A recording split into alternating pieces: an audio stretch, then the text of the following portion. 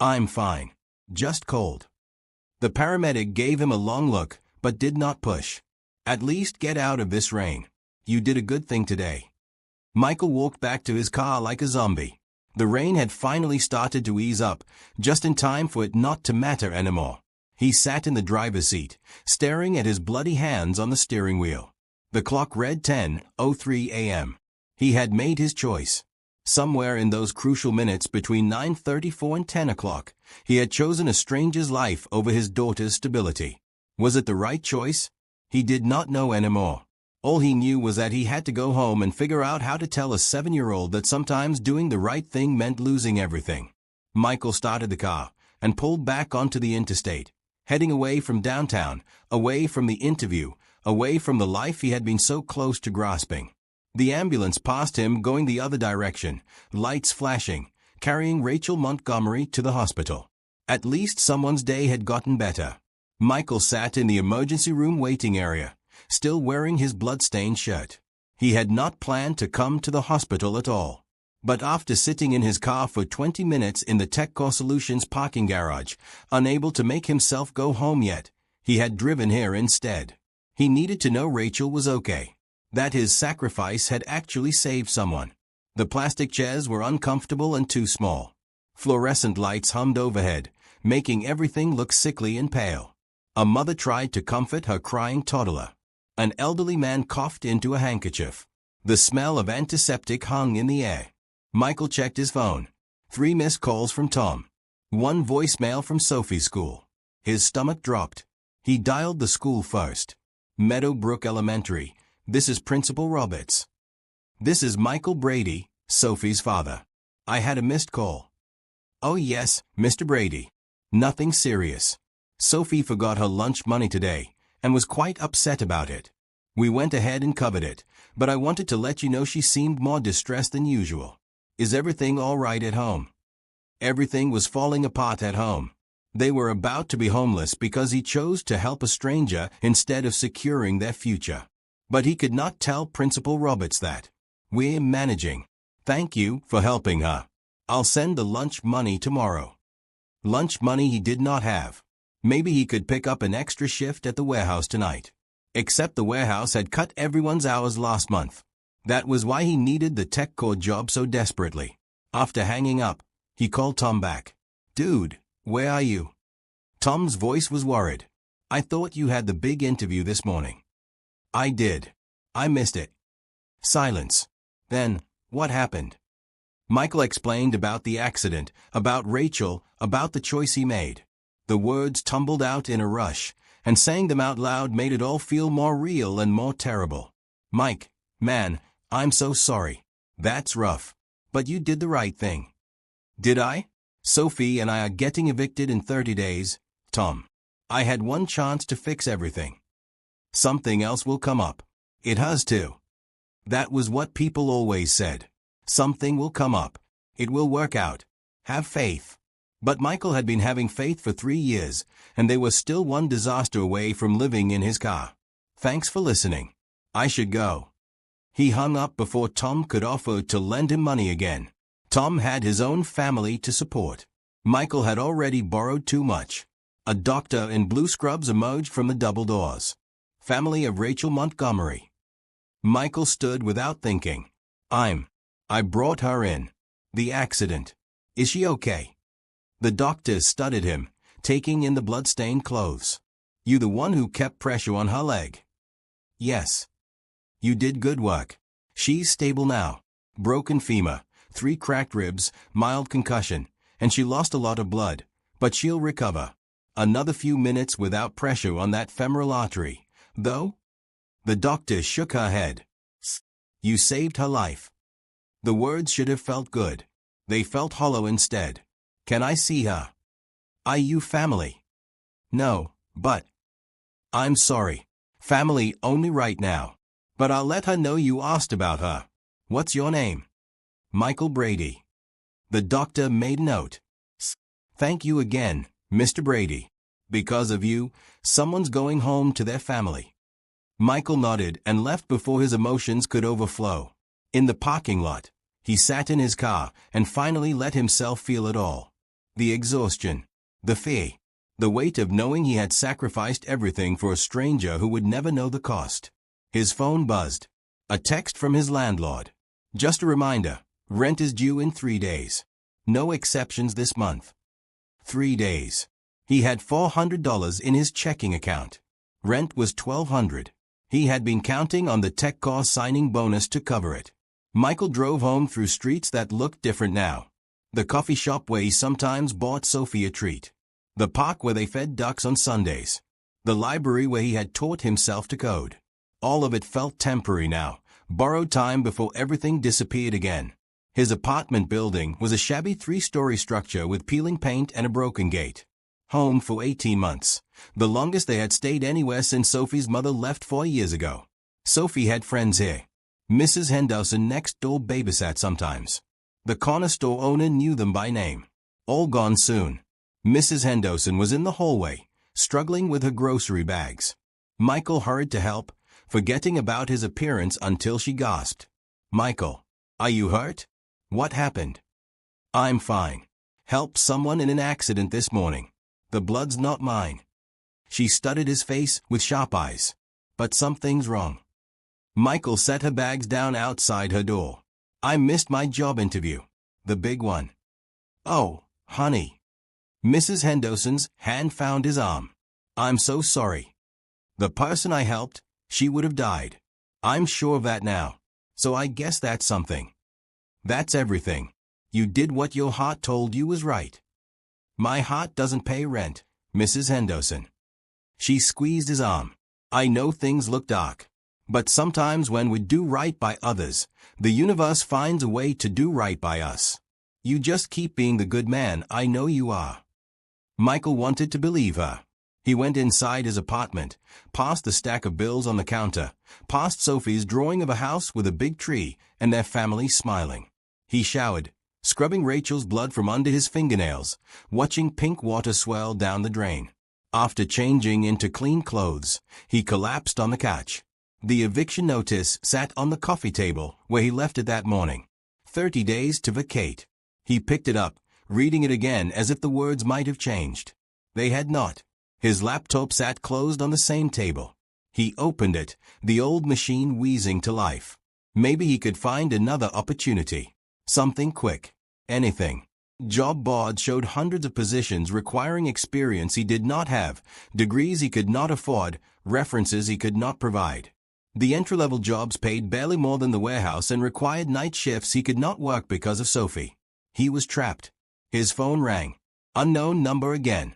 He almost did not answer, but something made him pick up. "Is this Michael Brady?" A woman's voice, professional but warm. "Yes." "My name is Janet Mills. I'm calling on behalf of Rachel Montgomery. She wanted me to find you and express her gratitude for saving her life this morning." Michael sat up straight. "Is she okay?" "She's recovering well, thanks to you. Mr. Brady, Rachel would very much like to speak with you in person. Would you be available to visit her at Denver Memorial tomorrow morning?" Yes. Yes, I can do that." "Wonderful. Let's say 10 o'clock. I'll meet you in the main lobby and take you up." After Janet hung up, Michael stared at his phone. Why did Rachel want to see him? To thank him in person. That was kind, but it would not change anything about his situation. Still, he would go. At least he could see for himself that his choice had meant something. The rest of the day dragged. Michael picked up Sophie from school, listened to her chatter about her friend Lucy and the art project they were working on. She did not mention forgetting her lunch money, trying to protect him from feeling bad. That made it worse somehow. At bedtime, Sophie asked, "How was your interview, Daddy?" Michael sat on the edge of her bed, choosing his words carefully. Something came up. "I had to help someone instead." "Did they get hurt?" "Yes, but she's going to be okay." Sophie thought about this, her small face serious. "Then you did the right thing. That's what you always tell me. Do the right thing even when it's hard." His daughter's simple faith broke something in him. "That's right, sweetheart. Will you get another interview?" "I hope so." She hugged him tight. "Don't worry, Daddy. God's going to take care of us." Mrs. Henderson says so. After Sophie fell asleep, Michael sat in the dark living room, staring at nothing. God's going to take care of us. He wanted to believe that. He had believed it once, before the layoffs and the divorce and the string of setbacks that seemed to never end. But maybe tomorrow would bring some clarity. Maybe Rachel had information about the accident he needed to know. Maybe she knew someone who was hiring. Maybe Mrs. Henderson was right, and doing the right thing really did mean something in the end. Michael fell asleep on the couch, exhausted, dreaming of blood and rain and opportunities slipping through his fingers like water. Michael did not make it to the hospital the next morning. At 8:30 a.m., there was a knock on his apartment door. Firm, professional. He opened it to find two women standing in the hallway. One was in her 60s, silver hair pulled back, wearing an elegant gray pantsuit despite the early hour. The other was younger, maybe 30, with dark hair and carrying a leather bag. The older woman smiled. Michael Brady. Yes. I'm Rachel Montgomery. I believe we met yesterday under rather dramatic circumstances. Michael's mind went blank. The woman he had pulled from the wreckage stood before him, leaning slightly on a cane, but very much alive and well. Her left leg was in a brace, and there was a bandage on her forehead, but her eyes were clear and sharp. You should be in the hospital. I discharged myself this morning against medical advice. I'm stubborn that way. May we come in? This is Janet Mills, my assistant. Michael stepped back, suddenly aware of how small and shabby his apartment must look to someone like Rachel. The second-hand furniture, the water stain on the ceiling, Sophie's toys scattered across the floor. I apologize for the mess. Your home is lovely. Rachel moved carefully to the couch, settling down with Janet's help. Thank you for seeing us without notice. I wanted to speak with you as soon as possible. Michael remained standing, unsure what was happening. How did you find me? The police report had your information. I hope you don't mind that I looked you up. No, I don't understand why you're here. Rachel studied him for a long moment. Janet, would you show Mr. Brady what we found? Janet opened her bag and pulled out a folder. We did some research on you, Mr. Brady. I hope that's not too intrusive, but Rachel wanted to understand who saved her life. She laid out printed pages on the coffee table. Michael's stomach sank as he recognized his resume, his LinkedIn profile that he had not updated in months, articles about the tech layoffs that cost him his last stable job. We know you missed an important interview yesterday, Rachel said quietly. TechCore Solutions. Senior software developer position. You talked to them. I did. I wanted to understand what you sacrificed to help me. Rachel leaned forward, her expression intense. Michael, you gave up a $70,000 job opportunity to keep me from bleeding to death in the rain. You stayed with me when dozens of other people drove past. You held pressure on my wound for 13 minutes, which the doctors tell me is exactly what saved my life. Anyone would have done the same. But they did not. You did. And it cost you everything. Michael looked away. I'm glad you're okay. That's what matters. Is it? Because from what I understand, you and your daughter are facing eviction. You've been working 2 jobs trying to make ends meet while teaching yourself software development. You've been applying for positions for over a year with no success. Heat rose in Michael's face. Having his struggles laid out so clinically made them feel even more shameful. That's my problem, not yours. I disagree. Rachel's voice was firm. You made my problem your problem yesterday. Now I'm making your problem mine. I don't want charity. Good. Because I'm not offering any. Rachel nodded to Janet, who pulled out another folder. I'm offering you a job. Michael stared. What? I own Montgomery Tech Solutions. We're a software development firm specializing in custom enterprise solutions. We have clients across the country, and we're expanding. I need good people, and based on what I've seen of your work, you're exactly the kind of person I want on my team. You looked at my work. Your portfolio online is impressive. Self-taught programmers often have the most creative problem-solving skills because they learn to think outside traditional frameworks. Your code is clean and efficient. The personal project you built for tracking community food bank resources shows both technical skill and heart. That project. Michael had built it 2 years ago, after spending 3 days in a food bank line with Sophie. He never thought anyone would actually look at it. I can't accept this. You don't owe me anything. You're right. I don't owe you. But I want to hire you because you're qualified and because I know you'll bring something valuable to my company. The fact that you also saved my life just means I'm particularly motivated to not let you slip away. Janet laid out papers on the table. This is our offer. Senior developer position, $85,000 annually. Full health benefits. Retirement matching. 2 weeks paid vacation to start. $10,000 signing bonus, payable immediately upon acceptance. Michael's vision blurred. $85,000. That was more than he had ever made. The signing bonus alone would cover 3 months of rent and catch him up on bills. This is too much. It's the standard rate for your skill level in our company, Rachel said. I don't do pity hires, Michael. I'm a businesswoman. Everything I built came from making smart decisions about people. You're a smart decision. But you don't really know me. Yesterday was just. Yesterday showed me exactly who you are. When the pressure was on, when you had everything to lose, you chose to help anyway. That's character. That's integrity. Those are things I can't teach. The technical skills you already have. The coding you can learn more of on the job. But being someone who does the right thing when it costs everything, that's rare. Michael sank into the chair across from them, his legs suddenly weak. I have a daughter, Sophie. She's 7. I know. Our benefits package includes coverage for dependents. Janet has information about the company daycare program for after school, if you need it. Why are you doing this?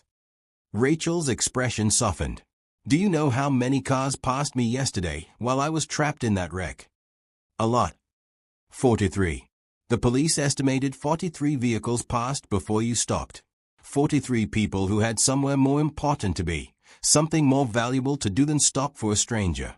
I watched them go by through the cracked windshield, feeling myself getting weaker, wondering if I was going to die alone on the side of the road while people went about their day. Her voice caught slightly. Then you stopped. You ran through the rain. You put your hands on a stranger's wound and held on even though you knew it was destroying your one chance at stability. You talked to me, kept me conscious, made me feel like I mattered more than whatever else was happening in your life. Do you know how rare that is? Michael could not speak. I'm not a saint, Michael. I'm a successful businesswoman because I recognize value and I act on it quickly. You have value. Not just as a developer, though you're clearly talented, but as a human being who makes the hard right choice when it matters. I want people like you in my company. I need people like you. I don't know what to say. Say yes. Come work for me. Bring your skills and your integrity and help me build something meaningful. Let me pay you what you're worth. Let me give you the stability you've been fighting for so you can focus on being a great father and a great developer without choosing between them. Janet pushed the papers closer. The offer is valid for 48 hours. Take time to read everything. Think it over. But Ms. Montgomery would like you to start as soon as possible if you accept. Michael looked at the documents. The salary number. The benefits description. The signing bonus that would change his life immediately. His hands trembled as he picked up the pages. Can I ask you something? Of course. What if I'm not as good as you think? What if I can't do the job? Rachel smiled. Then I'll train you until you can. But I don't think that's going to be a problem. Someone who teaches themselves advanced programming while working 2 jobs and raising a daughter alone? That person can handle anything. I need to think about my daughter. Make sure this is stable. Absolutely. Talk to Sophie. Read the contract. Call me if you have questions. Janet's card has all my contact information. They stood to leave. Rachel moved carefully, wincing slightly as she put weight on her injured leg.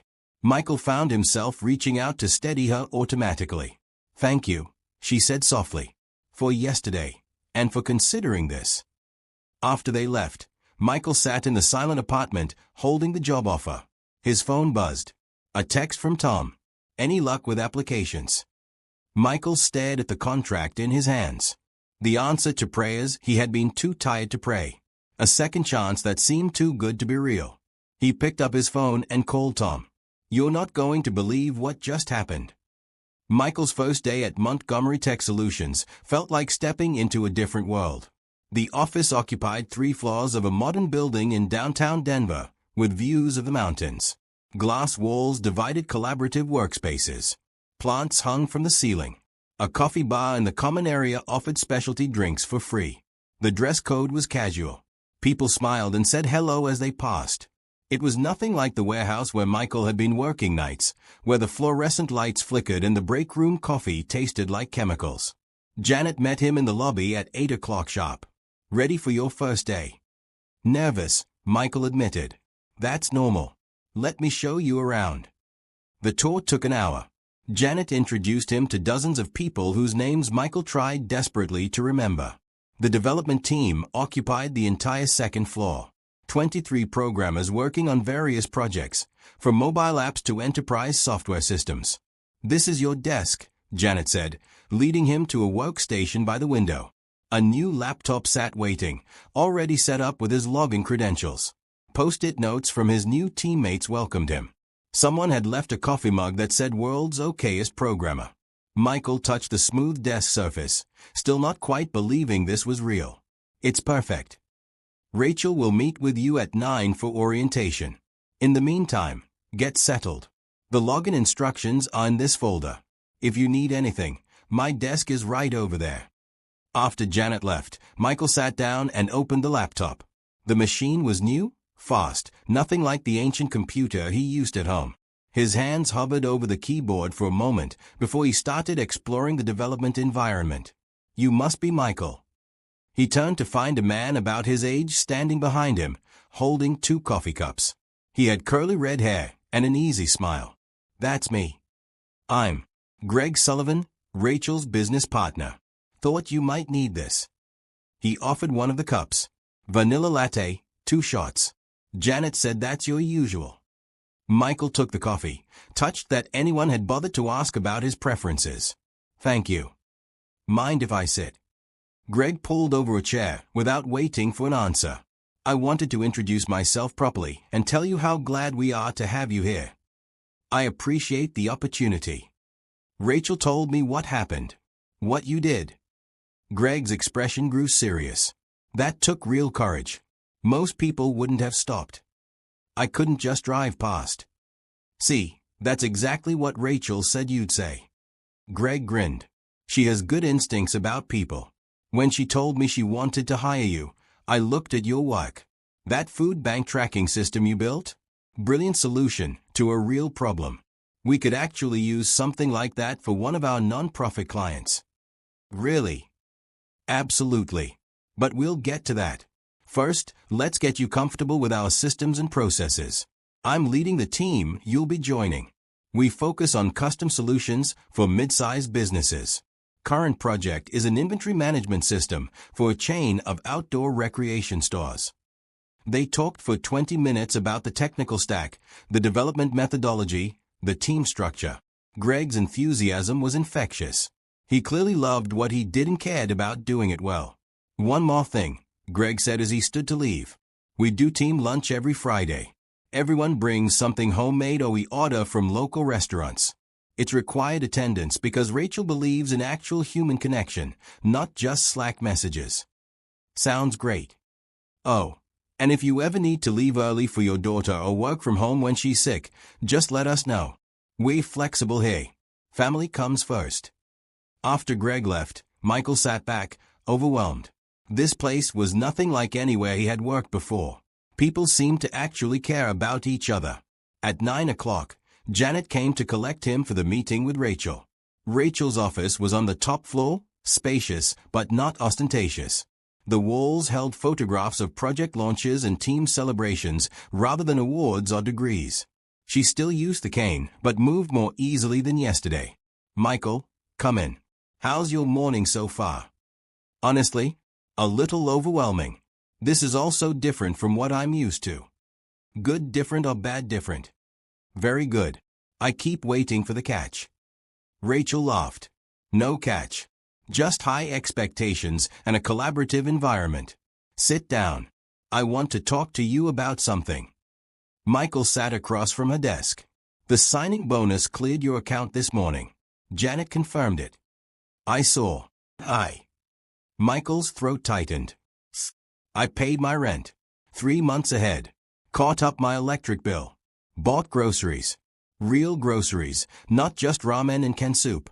Sophie's going to have a real birthday party next month with cake and presents. Good. That's exactly what it was for. Rachel opened a folder. Now let's talk about your development plan. I want you to succeed here, which means setting clear goals and providing support to reach them. They spent an hour discussing Michael's strengths, areas for growth, and the training programs available. Rachel listened more than she talked, asking thoughtful questions about what Michael wanted to learn and where he saw himself growing. I also want to talk about your food bank tracking system, Rachel said.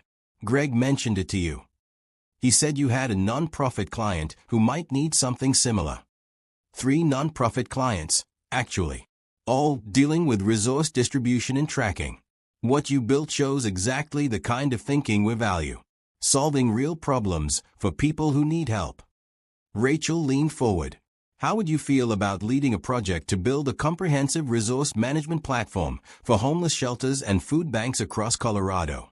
Michael stared. Lead a project? I just started today. You're the right person for it. You understand the problem from personal experience. You've already proven you can build elegant solutions. And frankly, you care about the outcome in a way that will make the product better. I don't know if I'm qualified to lead. You will be. Greg will mentor you. I'll provide oversight. But the vision and drive will come from you. Think about it. No pressure, but I believe you can do this. After the meeting, Michael returned to his desk feeling dizzy. Lead a project. Build something that would help people like him, people who had been hungry and scared and desperate. It was more than he had imagined possible. The rest of the day passed in a blur of setup tasks, system training, and meeting team members. Everyone was welcoming. Several people shared their own stories of how they came to work at Montgomery Tech. Many had faced their own struggles before finding stability here. At 5 o'clock, Michael packed up his things, still not used to leaving work while it was light outside. The warehouse shifts had always been evening or overnight. His phone rang as he walked to his car. Sophie's school. Mr. Brady, this is Principal Roberts again. I wanted to let you know that Sophie had a wonderful day today. She seemed much happier and told everyone her daddy got a great new job. She was very proud. Michael's eyes burned. Thank you for calling. That means a lot. He picked Sophie up from the after-school program. She ran to him, backpack bouncing. Daddy, how was your first day? Did you like it? Are the people nice? It was amazing, sweetheart. The people are very nice. Can we celebrate? Absolutely. What do you want to do? Sophie thought hard. Can we go to the bookstore? And can I pick out 2 books instead of 1? 2 books. Such a small thing. But for the past year, they had been limited to library books only because buying books was a luxury they could not afford. You can pick out 3 books. Sophie's squeal of delight made every sacrifice worth it. At the bookstore, Sophie took her time browsing the children's section, carefully considering each choice. She picked 2 chapter books about friendship and adventure, and 1 picture book about kindness that she wanted to share with her friend Lucy. This one reminds me of you, Daddy, she said, holding up the kindness book. Because you helped that lady even though it was hard. Michael knelt down to her level. You know what? Helping her brought us something really good. My new job, this new start, it all happened because I stopped to help. Sometimes doing the right thing leads to blessings we never expected. Mrs. Henderson says that's how God works. He sees when we're good and he takes care of us. Maybe she's right. They bought the books and stopped for pizza on the way home. Real pizza from Sophie's favorite place, not the frozen kind. Sophie talked non-stop about her day, her friends, her excitement about having a daddy who came home before bedtime. Back at the apartment, Michael found a card taped to his door. Inside was a note from Mrs. Henderson. I heard the good news about your job. I'm so proud of you and so glad to see your faith rewarded. Come by for cookies when you have time. Sophie's welcome too. Michael added the card to Sophie's drawings on the refrigerator, creating a collection of good things to remember during hard times. That night, after Sophie fell asleep clutching her new books, Michael sat on the couch and let himself feel the full weight of relief. For the first time in years, he could breathe without that constant knot of anxiety in his chest. His phone buzzed. A text from Tom. Just heard from Janet. She called to verify your reference and I gave you the best recommendation of your life. I'm so happy for you, brother. You deserve this. Michael replied, thank you for believing in me when I couldn't believe in myself. Always. That's what friends do. Now go celebrate. Michael opened his laptop and looked at his bank account. For the first time ever, there was a balance that did not send him into panic. Rent was paid. Utilities were covered. Groceries were bought. And there was still money left over for emergencies. He thought about Rachel, about the choice she made to track him down and offer him this chance. About Greg's easy welcome and Janet's efficient kindness. About the team members who had gone out of their way to make him feel included. This was what community felt like. What support looked like. What happened when people chose to lift each other up instead of walking past. Michael pulled out his phone and typed a text to Rachel. Thank you for today. For this chance. For believing I was worth the investment. I promise I'll work hard to prove you right. Her response came quickly. You already have. See you tomorrow. Michael closed his laptop and looked around his small apartment. It was still shabby, still small, but it felt different now. It felt temporary in a good way, like a stepping stone rather than a trap. They were going to be okay. Better than okay. Sophie had been right. God was taking care of them. Or maybe it was simpler than that. Maybe it was just people choosing to be good to each other, creating ripples of blessing that spread outward. Either way, Michael was grateful. He fell asleep that night without the usual weight of worry pressing on his chest, dreaming of projects that would help others and a future that finally felt possible. 6 weeks into his new job, Michael noticed something was wrong with Brian Foster. Brian was 24, fresh out of college, eager but struggling. He sat 3 desks away from Michael, and over the past 2 weeks, his work had become increasingly erratic. Missed deadlines. Sloppy code. Dark circles under his eyes. During the Friday team lunch, Brian sat apart from everyone else, picking at his food without eating. Michael recognized that look. He had worn it himself not long ago. After lunch, Michael approached Brian's desk. Hey, got a minute? Brian looked up, startled. Sure. Do you need something? Actually, I wanted to check if you need something. You seem stressed lately. Brian's professional mask slipped for just a moment, showing exhaustion underneath. I'm fine. Just tired. Okay. But if you ever want to talk, I'm around. No judgment. Brian nodded but did not say more. The following Monday, Greg called Michael into his office. We need to talk about Brian. His performance is slipping. I'm worried we might have to let him go if things don't improve. Give me 2 weeks with him first, Michael said.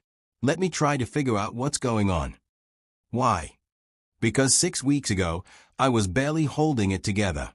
Someone gave me a chance. Maybe Brian just needs the same thing. Greg studied him for a moment, then nodded. 2 weeks. But if there's no improvement, I have to make a business decision. That afternoon, Michael waited until most people had left for the day, then walked over to Brian's desk. The younger man was staring at his screen, but his eyes were unfocused. Brian, I'm heading out but wondered if you wanted to grab coffee. There's a good place downstairs. I should keep working. The code will still be here tomorrow. Come on. Coffee's on me. They sat in the building's coffee shop, and for a few minutes, Michael just let the silence settle. Finally, Brian spoke. Greg's going to fire me, isn't he? Not if I can help it. But I need you to talk to me. What's going on? Brian's hands wrapped around his cup. My mom's sick. Cancer. She lives in Nebraska, and I'm trying to help with medical bills, but it's expensive.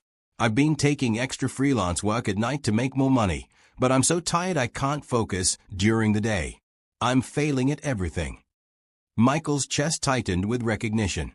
I understand more than you know. How could you? You have your life together. 2 months ago, I was about to be evicted. I was working 2 jobs, raising my daughter alone, barely sleeping. I was one disaster away from being homeless. Michael told Brian his story. The accident. The missed interview. Rachel's unexpected offer. Brian listened, his expression shifting from defensive to open. I didn't know. Nobody does because I don't advertise it. But I'm telling you now, because I want you to understand something. Struggling doesn't make you a failure. It makes you human. And asking for help doesn't make you weak. It makes you smart. I don't know what to do. First, we talk to Greg together. Explain what's happening. Montgomery Tech is different from other places. They care about their people. Second, we look at your workload and figure out what's realistic. Third, we set up a tutoring schedule. I'll help you after hours, no charge, until you're caught up. Why would you do that? Because someone did it for me. Rachel could have just hired me and expected me to figure everything out. Instead, she mentored me. Greg spent hours teaching me their systems. Janet made sure I knew about every resource available. Now I pass that forward to you. Brian's eyes were wet. I can't pay you. I'm not asking you to. I'm asking you to accept help when it's offered, and someday, when you're stable and someone else is struggling, you help them. That's how this works. The next day, they met with Greg. Brian explained about his mother, his exhaustion, his fear of failing. Greg listened without interrupting. Why didn't you tell me sooner? Greg asked when Brian finished. I thought you'd think I couldn't handle the job. Brian, everyone struggles sometimes. That's not a weakness. Not asking for help when you need it. That's the problem. Greg pulled out a paper. Here's what we're going to do. We're cutting your project load by 30% for the next month. Michael's going to provide mentoring. And I'm setting you up with our employee assistance program. They can help with resources for your mom's medical bills. I don't want special treatment. This isn't special treatment. This is how we treat all our people. We invest in you because you're valuable, and we don't abandon team members when life gets hard. Over the following weeks, Michael met with Brian every evening for an hour. They worked through coding problems, discussed best practices, and gradually, Brian's confidence and skills grew. His code improved. He made deadlines. The exhaustion in his eyes eased. At home, Michael saw similar patterns with Sophie. She had become friends with Lucy, a quiet girl in her class who always seemed sad. Sophie invited Lucy over for playdates, shared her new books, included her in everything. One afternoon, Lucy's mother came to pick her up and pulled Michael aside. I wanted to thank you for having Lucy over so often. Her father and I separated 3 months ago, and she's been having a hard time. Sophie's friendship has been a bright spot for her. Sophie loves having her here. Lucy told me you helped someone in an accident, and that's why you got your new job. She said Sophie told her that good things happen when you're kind to people. I think she needed to hear that right now. Michael felt a swell of pride in his daughter. Sophie's a wise kid. She learned it from you. The circle of kindness kept expanding. Mrs. Henderson mentioned needing help with her medical bills after a hospital stay. Michael quietly paid them, remembering how she had watched Sophie for free when he could not afford childcare. When Mrs. Henderson found out, she cried. I can't accept this, Michael. You helped me when I had nothing. Let me help you now. But this is too much. It's exactly enough. You taught me that community means taking care of each other. Let me practice what you preached. At Montgomery Tech, the culture of support was contagious. When another team member's car broke down, colleagues organized rides for 2 weeks until it was fixed. When someone's childcare fell through, others adjusted their schedules to cover meetings. When a project fell behind, people volunteered extra hours without being asked. Rachel noticed the shift, especially around Michael's team. She called him into her office one morning. I've been watching how you interact with the team, particularly with Brian. Greg tells me has made remarkable improvement. Brian's talented. He just needed some support and guidance. He needed someone to care enough to offer that support. Not everyone would. Rachel smiled. You're doing exactly what I hoped you would. Bringing more than just technical skills. bringing humanity. I learn from you. From everyone here. This company feels different because you've built it on actually caring about people. That's intentional. I learned a long time ago that success isn't just about profit margins. It's about creating something meaningful. When we take care of our people, they take care of our clients, and everyone benefits. Can I ask you something? Why did you start this company? Rachel was quiet for a moment. I'll tell you, but it stays between us for now. Of course. 15 years ago, I was homeless. Not temporarily struggling. Actually, living on the streets. I had built a startup that failed spectacularly. Lost everything in the collapse and the divorce that followed. No family to fall back on. No safety net. I spent 8 months sleeping in my car, then on the street when I couldn't afford gas anymore. Michael stared. This successful, put-together woman had been where he almost was. One night, I was sitting outside a restaurant, trying to stay warm. A stranger came out and handed me a bag with a meal, a blanket, and $200. She said, "I've been where you are. Someone helped me. Now, I'm helping you. When you get back on your feet, help someone else." Then she walked away. I never even got her name. Rachel's eyes were distant, remembering. That money got me a week in a motel. Clean clothes for interviews. I landed a job in tech support and rebuilt from there. Slowly. It took years. But I never forgot that stranger and what she said. When I got back on my feet, I would help someone else. So you built a company based on that principle. Exactly. Every person I hire, every client I take on, every decision I make, I ask myself if it aligns with that promise. When I saw you in that car wreck, holding pressure on my wound even though it cost you everything, I saw that same spirit. Someone who helps even when it hurts. I knew you'd fit here because you already understood what matters. Michael felt the weight of that story. Thank you for trusting me with that. Thank you for proving I was right about you. Now get back to work. And keep doing what you're doing with Brian and the team. You're making this place better. That evening, Michael picked up Sophie from school and found her unusually quiet. Everything okay, sweetheart? Luce's mom said they have to move to a smaller apartment. Luce's really sad about leaving her room. Michael remembered that feeling. Moving again. Starting over. Everything changing. That's hard. Can we help them? What did you have in mind? Sophie's face brightened. Can we have a goodbye party for Luce? At the park? With cake and decorations? So she has a happy memory before she moves. Michael smiled. His daughter's instinct to respond to sadness with kindness. That's a wonderful idea. Let's plan it. They spent the evening making plans. Sophie drew invitations for Luce's classmates. Michael texted Luce's mother to coordinate. By bedtime, they had everything organized. As Michael tucked Sophie in, she said, "Daddy, do you think Lucy will be okay in her new place?" "I think so. Change is hard, but sometimes it leads to good things.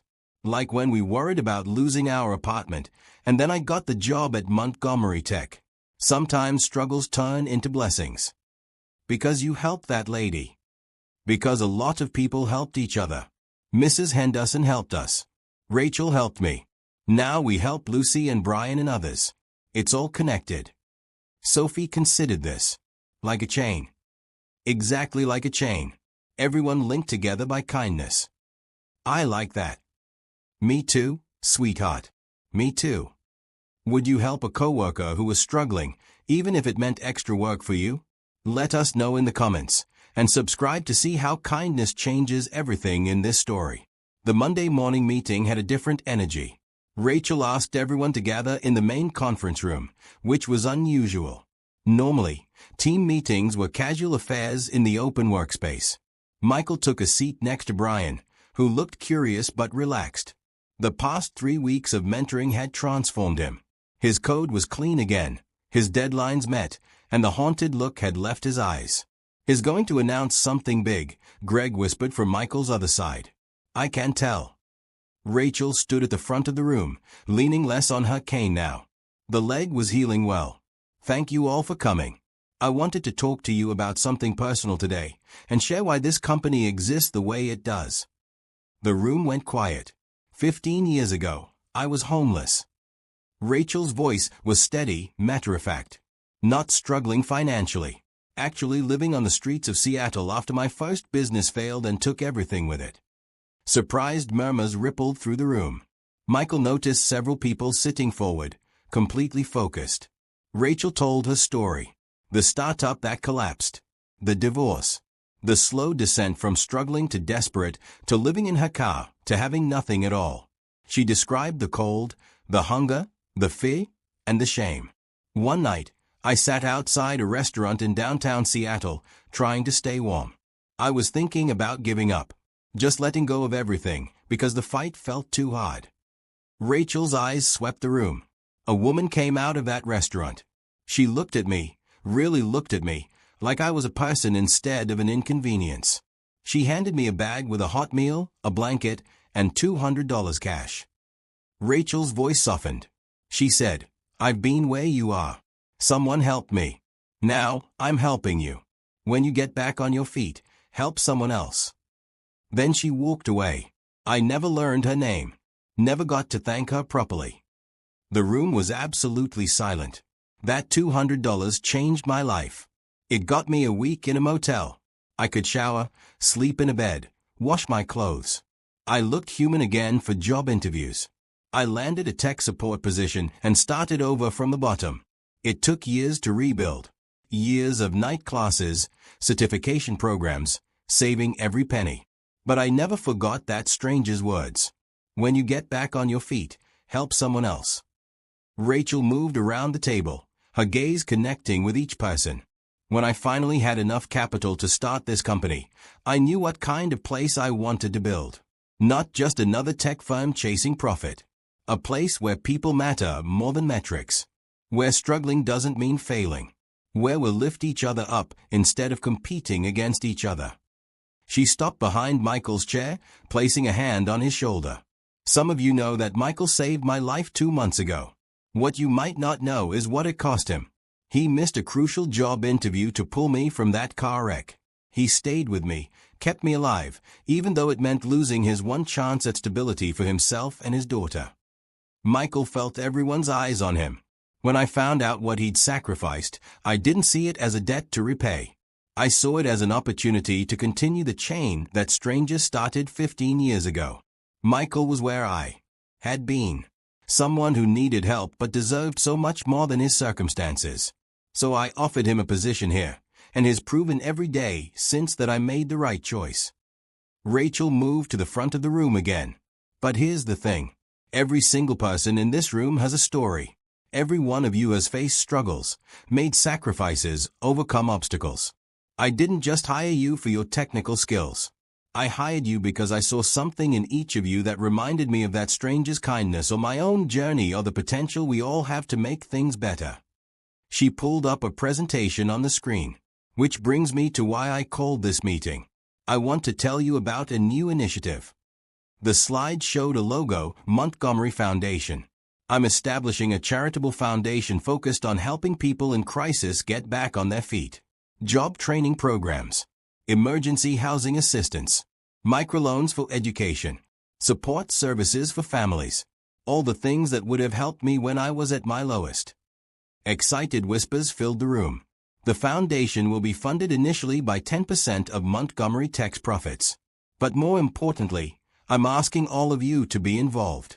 Not financially unless you choose to be, but with your time, your skills, your ideas. I want us to build programs that actually work because they are designed by people who understand struggle. Greg stood up. Count me in. What do you need? For starters, I need a technology infrastructure. A platform to connect people in need with resources, track outcomes, coordinate volunteers. Something efficient and user-friendly. Rachel looked directly at Michael.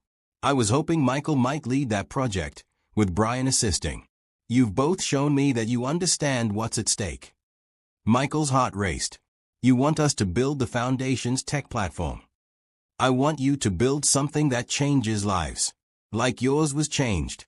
Like mine was changed. This is our chance to scale that stranger's kindness to help hundreds, maybe thousands of people. Brian leaned forward. I'm in. Absolutely in. Me too, Michael said immediately. When do we start? Today, if you're willing. But I want input from everyone.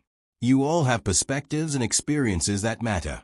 I'm scheduling working sessions for anyone interested in contributing ideas. This isn't just my project. It's ours. Our way of saying we don't forget where we came from, and we don't leave others behind. The meeting dissolved into animated conversations. People shared their own stories of struggle and support. A developer talked about growing up in foster care. A designer described fleeing domestic violence. A project manager explained how a teacher's kindness kept him from dropping out of school.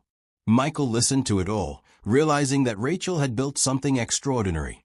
Not just a successful company, but a community of people who understood that success meant nothing if you climbed alone. After the meeting, Michael and Brian sat with Rachel and Greg to discuss the foundation platform. I want this to be more than just a database, Rachel said. I want it to feel human. When someone's at their lowest, accessing help shouldn't feel like navigating a bureaucracy. It should feel like a friend reaching out a hand. What if we built it around stories? Michael suggested. Not just forms and applications, but space for people to share their situations in their own words. And on the flip side, donors and volunteers could see the actual humans they are helping. Brian nodded enthusiastically. And we could track outcomes over time. Show the journey from crisis to stability. Prove that helping works. I like where this is going, Greg said. What about connecting people who've been helped with opportunities to volunteer or mentor once they are stable? Create that chain Rachel talked about. They brainstormed for 2 hours, sketching ideas, debating features, imagining possibilities. Michael felt a creative energy he had not experienced in years. This was not just coding. This was building something that mattered. That evening, Michael told Sophie about the foundation over dinner. So you're going to help people like us? People who need help. Exactly like us. People who are trying hard but need someone to believe in them. Sophie thought about this while chewing her pasta. Can kids help too? What do you mean? Well, if grown-ups need help with big things like jobs and houses, maybe kids need help with other things. Like school supplies or clothes or having a friend. Michael stared at his daughter, amazed. That's brilliant, Sophie. You're absolutely right. There should be a part of the foundation for kids. Can I tell Lucy? Her mom is worried about getting Lucy new shoes because she's growing so fast and money is tight. Tell Lucy's mom about the foundation. We'll make sure it includes help for kids and families. Sophie beamed. I'm proud of you, Daddy. You're helping people just like that lady helped Rachel. I'm proud of you too. You understand this better than most adults. Later that night, after Sophie was asleep, Michael sat on the couch sketching ideas for the foundation platform. His phone rang. Rachel. I hope I'm not calling too late. Not at all. I'm working on ideas for the platform. That's actually why I'm calling. I wanted to thank you for your enthusiasm today. This foundation means everything to me, and having people like you and Brian invested in it makes me believe we can actually make a difference. We will make a difference. I know what it's like to need help and be too proud to ask. If we can break down those barriers, show people that accepting help isn't weakness. Exactly. You get it because you lived it. Rachel paused. Can I tell you something? When that stranger helped me 15 years ago, I made myself a promise. If I ever got successful, I wouldn't just write checks to feel good about myself. I'd build something systemic. Something that addressed root problems, not just symptoms. That's what this foundation will do. I hope so. But it's more than that too. Every person I hire, every opportunity one create, every time I choose kindness over profit margins, it's all part of keeping that promise. You saving my life, me giving you this job, you mentoring Brian becoming confident enough to help others, all of it connects back to that one stranger who saw me as worth saving. Michael understood. It's not really about repaying a debt. It's about continuing a legacy. Yes. And now you're part of that legacy too. Your daughter will see how you help others, and she'll carry that forward. Brian will do the same. The people we help through the foundation will help others. It multiplies exponentially if we do it right. We'll do it right. I promise you that. After they hung up, Michael added a note to his sketches: make people feel seen. Make help feel like friendship, not charity. Honor the dignity of struggle. Those principles would guide everything they built. The next morning, Michael arrived early to find Brian already at his desk, working on wireframes for the foundation platform. Couldn't sleep, Brian admitted. Kept thinking about features we should include. Look at this. He showed Michael a design for a mentorship matching system. People who had been helped could sign up to mentor others facing similar challenges. Career changes mentoring career changes. Single parents mentoring single parents. People overcoming addiction helping others in recovery. This is perfect, Michael said. It embodies everything Rachel talked about. The chain continuing. They worked together for hours, building on each other's ideas, refining concepts, creating something that felt genuinely helpful rather than bureaucratic. Rachel stopped by around noon. How's it going? See for yourself. Brian pulled up their progress on the screen. Rachel studied it silently for several minutes. When she finally spoke, her voice was thick with emotion. This is exactly right. You've captured what I couldn't articulate. It's not just a platform. It's a community. That's the goal, Michael said. Everyone who interacts with this should feel like they are part of something bigger. Not just receiving help or giving help, but connected to a movement of people who believe everyone deserves a chance. Rachel wiped her eyes. I'm so glad I found you both. This is going to change lives. As she walked away, Brian turned to Michael. A few weeks ago, I thought I was going to get fired. Now I'm building something that matters. That's because you cared enough to help me. I won't forget that. Just pass it forward when you can. I already am. There's a new developer starting next week. I'm going to make sure they feel welcome and supported, just like you did for me. And there it was. The chain extending another link. One act of kindness multiplying into many. 3 months into development, the Montgomery Foundation platform was beginning to take shape. Michael and Brian had assembled a team of 5 developers, all volunteering extra hours beyond their regular work. The project had become a labor of love for everyone involved. The platform included 3 main components: a crisis assistance portal where people could request help, a volunteer coordination system, and a mentorship matching program. But it was the personal touches that made it special. Video testimonials from people who had been helped. A resource library with practical advice. A community forum where people could connect and support each other. Sophie had contributed too. She and Lucy had helped create a kids section with information about programs for children, resources for parents, and stories written by kids about overcoming challenges. Lucy's mom had even joined the foundation's volunteer committee, coordinating donation drives. The office had transformed into a hub of creative energy around the project. People stayed late not because they had to, but because they wanted to. The coffee area became an informal planning zone where developers and designers collaborated over lattes and enthusiasm. One Tuesday afternoon, Rachel called a meeting for everyone working on the foundation project. I have news, she said, barely containing her excitement. I've been meeting with city officials and nonprofit leaders across Denver. They love what we're building. 3 homeless shelters, 5 food banks, 2 job training centers, and the city's housing authority have all agreed to partner with us. When we launch, we'll have real resources to connect people with immediately. Cheers erupted around the conference table. But there's more. The mayor's office wants to feature our launch at a city event highlighting community innovation. We're talking press coverage, potential donors, and visibility that could help us expand beyond Denver. There's just one catch. Rachel's expression turned serious. They want to launch in 6 weeks. The room went quiet. Greg spoke first. That's aggressive. We were planning 3 more months of development and testing. I know. But the mayor's event is timed around a major affordable housing initiative announcement. It's perfect synergy. If we can pull this off, the exposure could accelerate our impact by years. Michael exchanged glances with Brian. 6 weeks meant long hours, tight deadlines, and pressure. But it was for something that mattered. We can do it, Michael said. We'll need to prioritize features, maybe delay some nice-to-haves for version 2. But the core functionality can be ready. Brian nodded. I'm in. Whatever it takes. One by one, team members committed. Not because they were being forced, but because they believed in what they were building. The next 6 weeks were intense. Michael found himself working 10-hour days, then coming home to spend time with Sophie before returning to his laptop after she went to bed. But it felt different from the exhausted desperation of his warehouse days. This was purposeful exhaustion. He was tired because he was building something meaningful. Sophie noticed, though. Daddy, you're working a lot again. I know, sweetheart. This project is really important.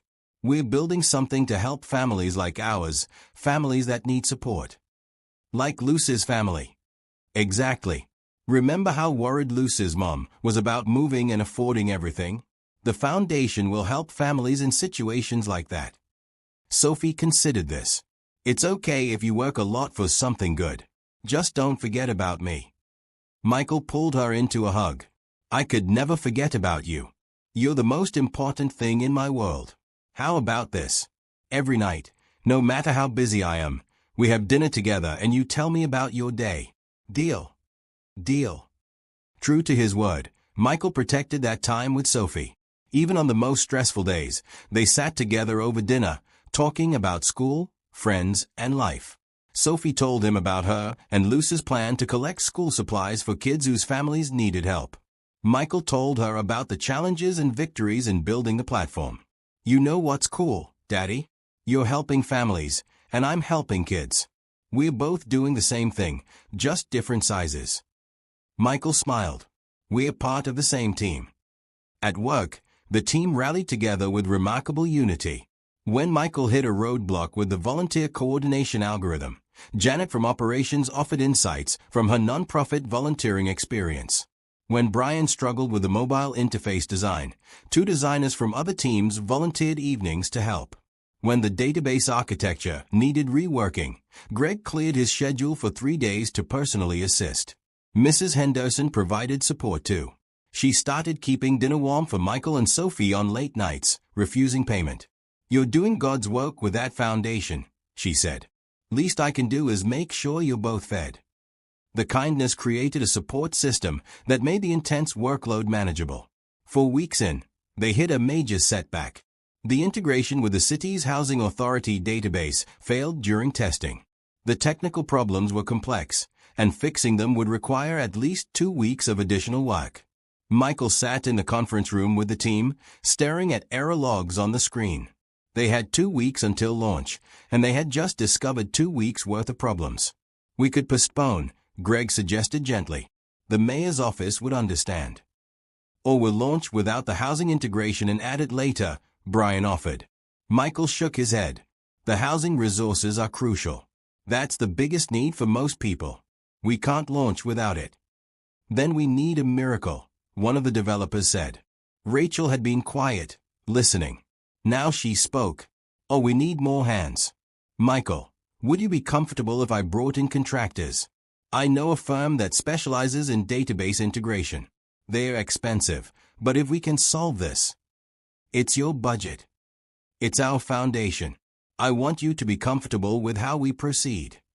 Michael appreciated that she still consulted him, even though she was paying for everything. Then yes, let's bring in help. This is too important to compromise. Rachel made calls that afternoon. By the next morning, 3 expert contractors arrived, ready to dive into the problem. They worked alongside Michael's team, sharing knowledge, collaborating on solutions, treating the permanent staff as equals rather than subordinates. The contractors found the root issue within 2 days. A subtle mismatch in data formatting that was causing cascade failures. With all hands working together, they rebuilt the integration properly, tested it thoroughly, and had it working smoothly within a week.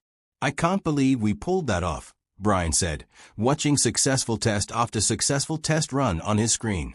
We did it because everyone helped, Michael replied. The contractors could have been arrogant about coming in to save the project. Instead, they taught us while they worked. That's the foundation spirit in action. The final 2 weeks were about polish and testing. Sophie's kids section got reviewed by actual children at her school, who offered surprisingly insightful feedback. Lucy suggested bigger buttons and more colorful graphics.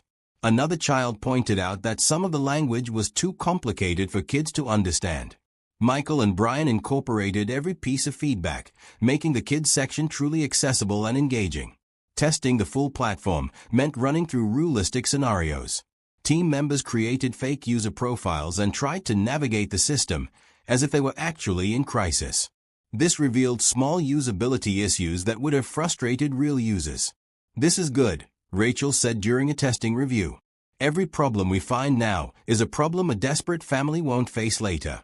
Keep being thorough." 3 days before launch, they did a full system test with volunteers from local nonprofits playing the roles of people seeking help. The feedback was overwhelmingly positive, with only minor tweaks needed. "This is incredible," said the director of one homeless shelter. "We've tried to coordinate resources before, but nothing has been this intuitive. You've made it easy for people who are already overwhelmed."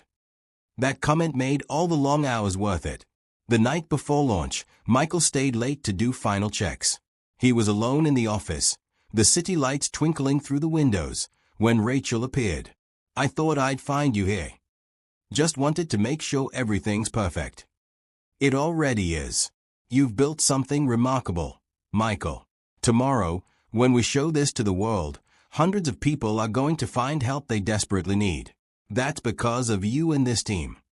It's because of you. None of us would be here without your vision and your investment. My money built the foundation, but your heart built this platform. There's a difference." Rachel sat down beside him. "Do you remember what I told you about that stranger who helped me?" "Of course." "Tomorrow, we're not just launching a platform. We're creating thousands of opportunities for that moment to repeat. Thousands of chances for strangers to help each other. For kindness to multiply. You've taken what happened to both of us and turned it into something that will touch more lives than we can count." Michael's throat tightened. "I hope so. I keep thinking about all the times I needed help and was too scared to ask. Or asked and got turned away. If this makes it easier for even one person to find support, it will make it easier for thousands. I promise you that." They sat in comfortable silence for a moment, looking at the platform's landing page glowing on the screen. It featured a simple message: "You're not alone. Let us help." "I should get home," Michael finally said. "Sophie wanted to make me a good luck card for tomorrow. Give her a hug for me. She's part of this too, you know." Her ideas for the kids section made it something special. As Michael drove home through the quiet Denver streets, he thought about the journey that had brought him here. 6 months ago, he had been terrified and desperate, one missed interview away from homelessness. Now he was leading a project that would help people escape that same fear. Sophie was still awake when he got home, sitting at the kitchen table with markers and paper. "I'm almost done." Her card showed stick figures, holding hands in a circle around a house. "Everyone helping everyone" was written in her careful handwriting. Inside, she had written, "Daddy, you're a hero because you help people. I'm proud of you. Love, Sophie." Michael held the card, blinking back tears. "This is perfect, sweetheart. Thank you. Will lots of people use the website tomorrow?" "I hope so." "They will. Because it's really good and you made it with love. Mrs. Henderson says things made with love always work out right." Out of the mouths of children, Michael tucked Sophie into bed, holding her tight. "Daddy, when people use the website and get help, will they help other people too?" "That's the plan. The whole idea is that when you receive kindness, you pass it on. Like what happened with you and Rachel and Brian and me and Lucy and everyone. Exactly like that. Then it's going to grow and grow and grow. Like circles in water." Michael kissed her forehead. "Ripples. And yes, that's exactly what we're hoping for." After Sophie fell asleep, Michael sat in the living room with Mrs. Henderson's latest dinner offering warming his stomach and Sophie's card propped up where he could see it. Tomorrow, they would launch something that could change lives. Not because of sophisticated algorithms or elegant code, though those things mattered, but because behind every line of code was a commitment to seeing people as worthy of help, dignity, and hope. Michael thought about Rachel trapped in that car, about the choice he made that rainy morning, about the chain of kindness that had led to this moment. One decision to help a stranger had created ripples that kept expanding outward. Tomorrow, those ripples would become waves. He fell asleep on the couch, Sophie's card clutched in his hand, dreaming of all the lives they were about to touch. Launch day started with coffee and nerves. The mayor's community innovation event was scheduled for 2 o'clock at the downtown convention center. The Montgomery Foundation platform would go live at the same moment Rachel presented it on stage. Michael, Brian, and the rest of the technical team would be monitoring systems from a control room backstage, ready to handle any issues. Michael arrived at the office at 6 in the morning to run final checks. He found half the team already there, doing the same thing. Couldn't sleep. Brian asked, looking up from his laptop. Too keyed up. You? Same. Figured I might as well be useful. They ran through testing protocols one more time.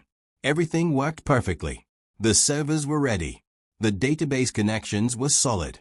The user interface was responsive and intuitive. At 8 o'clock, Rachel gathered everyone for a team breakfast.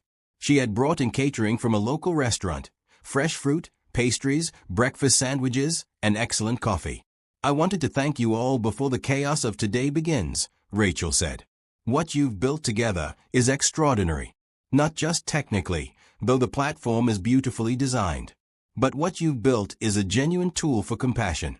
You've made it possible for people to help each other efficiently and with dignity. That's rare and valuable. Greg raised his coffee cup. To the team that proved kindness can be systematic. Everyone toasted, the mood light despite the underlying tension. At 10 o'clock, Michael's phone rang. Unknown number. Mr. Brady? This is Cheryl Kim from the mayor's communications office. We have a situation. Michael's stomach dropped. What kind of situation? The convention center's internet is down. Complete outage. They are working on it, but it could be an hour or more before it's fixed. We can't do a live platform launch without internet. Hold on. Michael put her on speaker so the team could hear. Cheryl, this is our full technical team. Talk us through what's happening. Cheryl explained that a construction crew had accidentally cut through a major fiber line. The convention center's backup connections were overwhelmed by the crowd already there for other events. We could move the launch to later this afternoon, Cheryl suggested.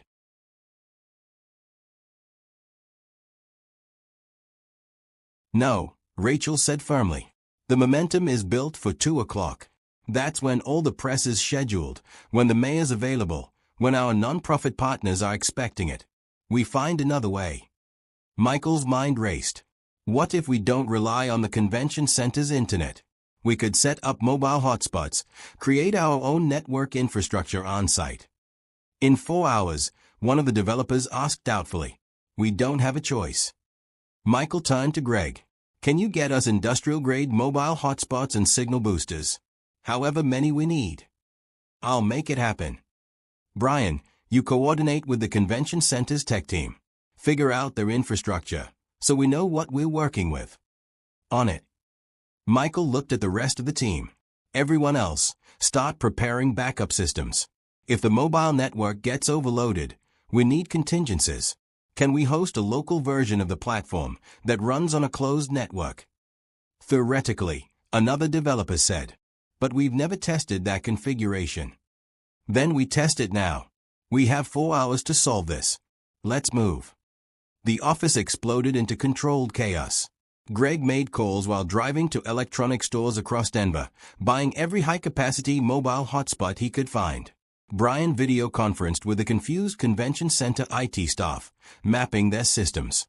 The rest of the team split into groups, some working on the mobile network configuration, others building a local backup version of the platform. Mrs. Henderson appeared at the office at 11 with sandwiches and drinks. I heard there was an emergency. Nobody's going to solve problems on an empty stomach. You're a lifesaver, Michael said, grabbing a sandwich without stopping his work. That's what community does. We show up when it matters. By noon, Greg returned with a carload of equipment. I bought out 3 stores and called in favors from 2 tech vendors. We've got signal boosters, mobile hotspots, portable routers, and enough bandwidth redundancy to run a small city. Perfect. Load everything into the van. Brian, you ready? Network layout is mapped. I know exactly where we need to position equipment for optimal coverage.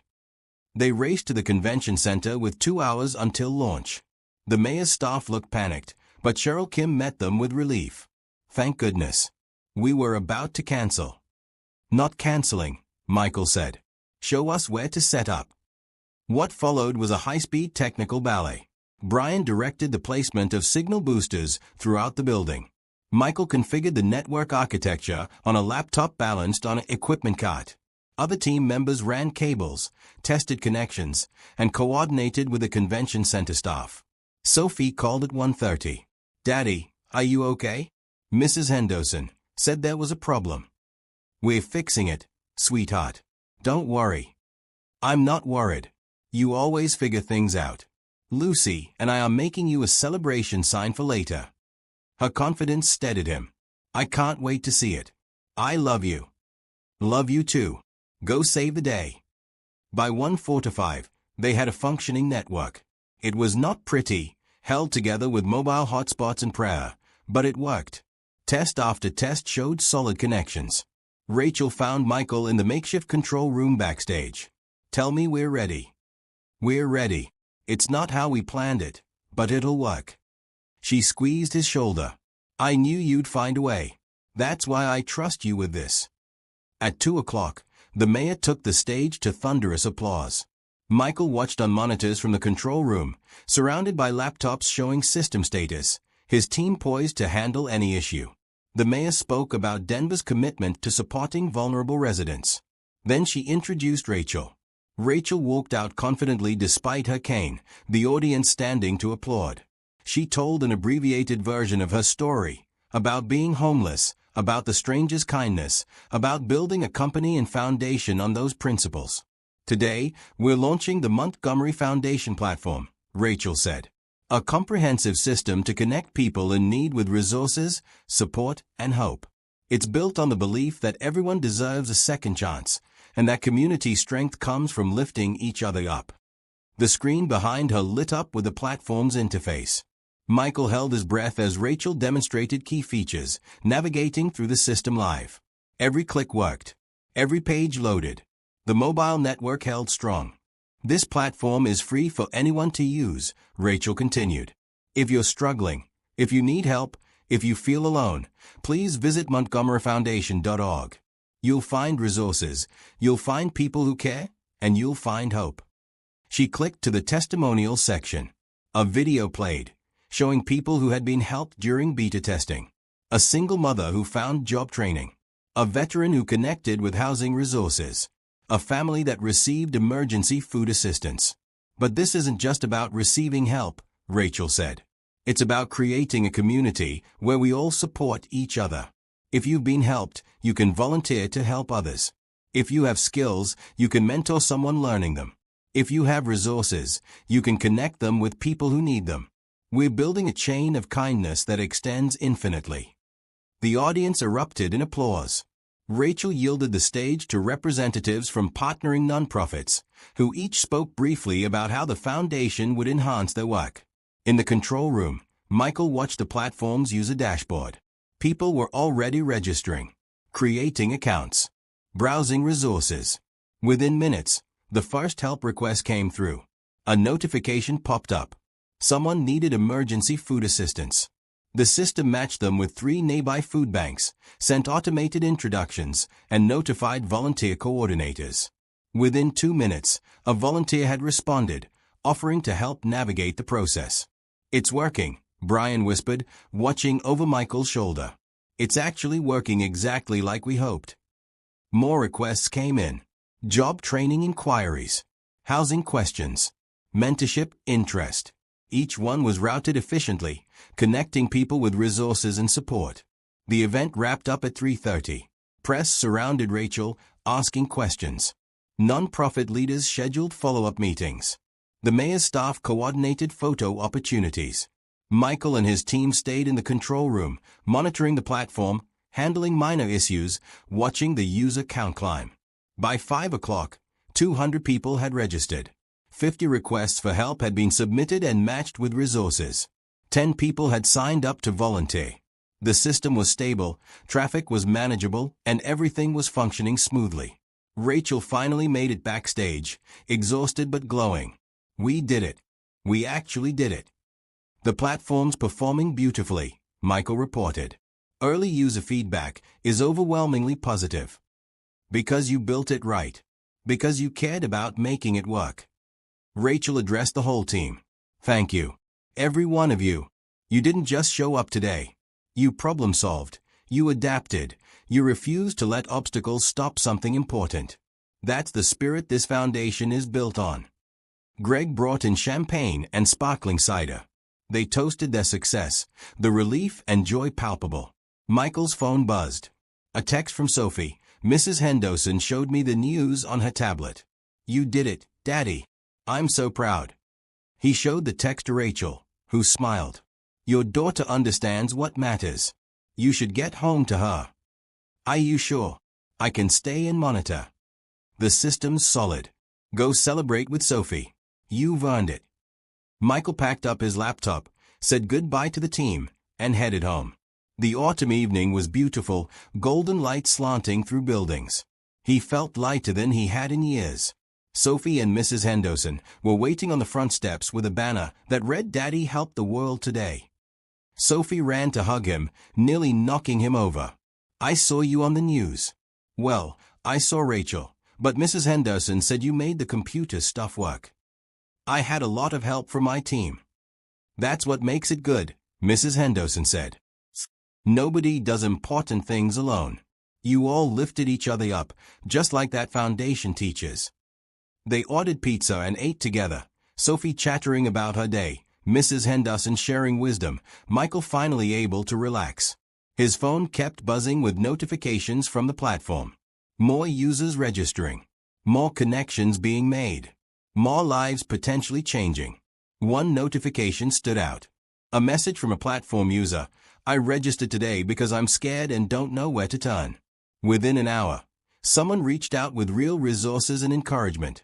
For the first time in weeks, I feel like maybe things can get better. Thank you for creating this.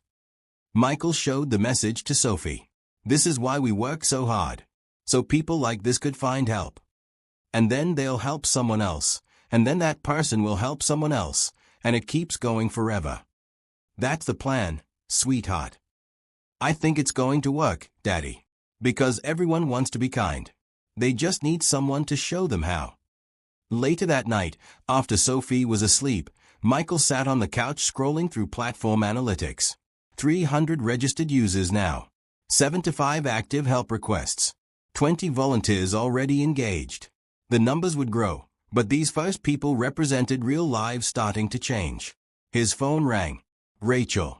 I know it's late, but I wanted to thank you personally. Today could have been a disaster. Instead, it was a triumph. That's because of your leadership. I just did what needed doing. You did more than that. You showed everyone what it means to stay calm under pressure, to problem solve creatively, to refuse to give up on something important. Those are the qualities I saw in you that rainy morning 6 months ago. You've proven every day since that my instinct was right. Thank you, Rachel, for everything. For the job, the opportunity, believing in me. Thank you for being someone worth believing in. Now get some rest. Tomorrow we'll start analyzing user data and planning improvements. This is just the beginning. After hanging up, Michael looked around his small apartment. Still shabby, but it felt different now. It felt like a launching pad rather than a trap. A place where good things began rather than where dreams went to die. 6 months ago, he had made a choice to help a stranger at great personal cost. That choice had led to this moment, a stable job, a daughter who understood compassion, and a platform that would extend kindness to thousands. Mrs. Henderson was right. Sometimes doing right by others meant the universe did right by you. Not as a transaction, but as a natural consequence of putting good into the world. Michael fell asleep with his laptop open to the foundation dashboard, watching the user count slowly climb as people across Denver discovered that help was available, that community existed, that they were not alone. Tomorrow would bring new challenges. But tonight, they had won a victory worth celebrating. 3 weeks after launch, the Montgomery Foundation platform had exceeded every expectation. 850 registered users, 230 successful help connections, 40 active volunteers, 3 local news features, 1 viral social media post that brought national attention. But the numbers did not tell the real story. The real story was in the messages that came through every day. A single father found job training that led to employment at a manufacturing plant. A family received emergency rent assistance that prevented eviction. A teenager connected with a mentor who helped her navigate applying for college scholarships. A veteran found housing resources and support services. Each notification that popped up on Michael's screen represented a life-changing direction. The office had transformed too. What started as a side project had become central to Montgomery Tech's identity. Rachel dedicated 20% of company resources to foundation work. Employees were encouraged to volunteer during work hours. The coffee area featured a bulletin board tracking foundation success stories. On a crisp October morning, Rachel called an all-hands meeting. "I have several announcements," she said, standing before the assembled company. "First, I want to share some statistics. In 3 weeks, our foundation has facilitated over 200 successful connections between people in need and resources. That's 200 families who found help they desperately needed." Applause filled the room. Second, based on our success here in Denver, I've been contacted by leaders in 5 other cities asking about replicating the model. Colorado Springs, Boulder, Fort Collins, Pueblo, and Grand Junction all want to launch their own versions of the platform. More applause, louder this time. Third, and most importantly, I want to recognize the people who made this possible. Rachel gestured to Michael, Brian, and the technical team. This group didn't just build software. They built hope. They took abstract concepts like kindness and community and turned them into functional systems that change lives. The applause became a standing ovation. Michael felt his face flush with embarrassment and pride. "But I'm not done," Rachel continued. "Michael, Brian, could you both come up here?" They exchanged confused glances but walked to the front of the room. "Michael, 6 months ago you saved my life at great personal cost. I gave you a job because I saw your character and potential. You've exceeded every hope I had. Your leadership on the Foundation project has been exceptional. Your mentorship of Brian and others has strengthened this entire company. So effective immediately, I'm promoting you to Director of Social Impact Programs." Michael stood frozen, unable to process the words.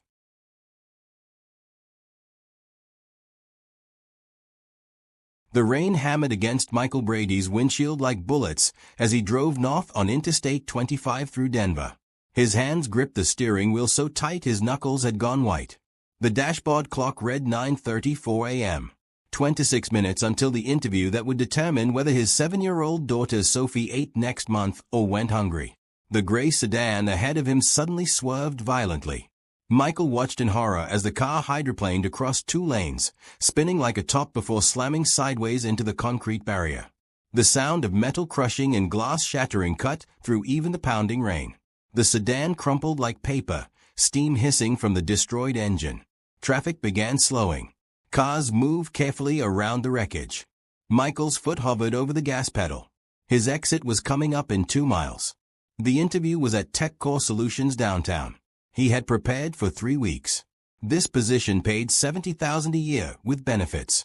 Without it, the eviction notice sitting on his kitchen counter would become reality. But smoke was rising from the wreckage now, mixing with the rain and steam. Michael pulled onto the shoulder, his heart hammering. He grabbed his phone. 9:36 a.m. 24 minutes. He could call 911 and leave. Someone else would stop. Someone else would help. He had Sophie to think about. She was everything. She was counting on him. He dialed 911 as he ran toward the wreck, his interview shoes splashing through puddles. Accident on Interstate 25 northbound, mile marker 203. Car hit the barrier. Send ambulance. The operator's voice crackled. "Sir, are you safe? Stay in your vehicle." Michael was already at the driver's side window. The door was smashed inward. Inside, a woman slumped against the deployed airbag, blood running down her face from a gash on her forehead.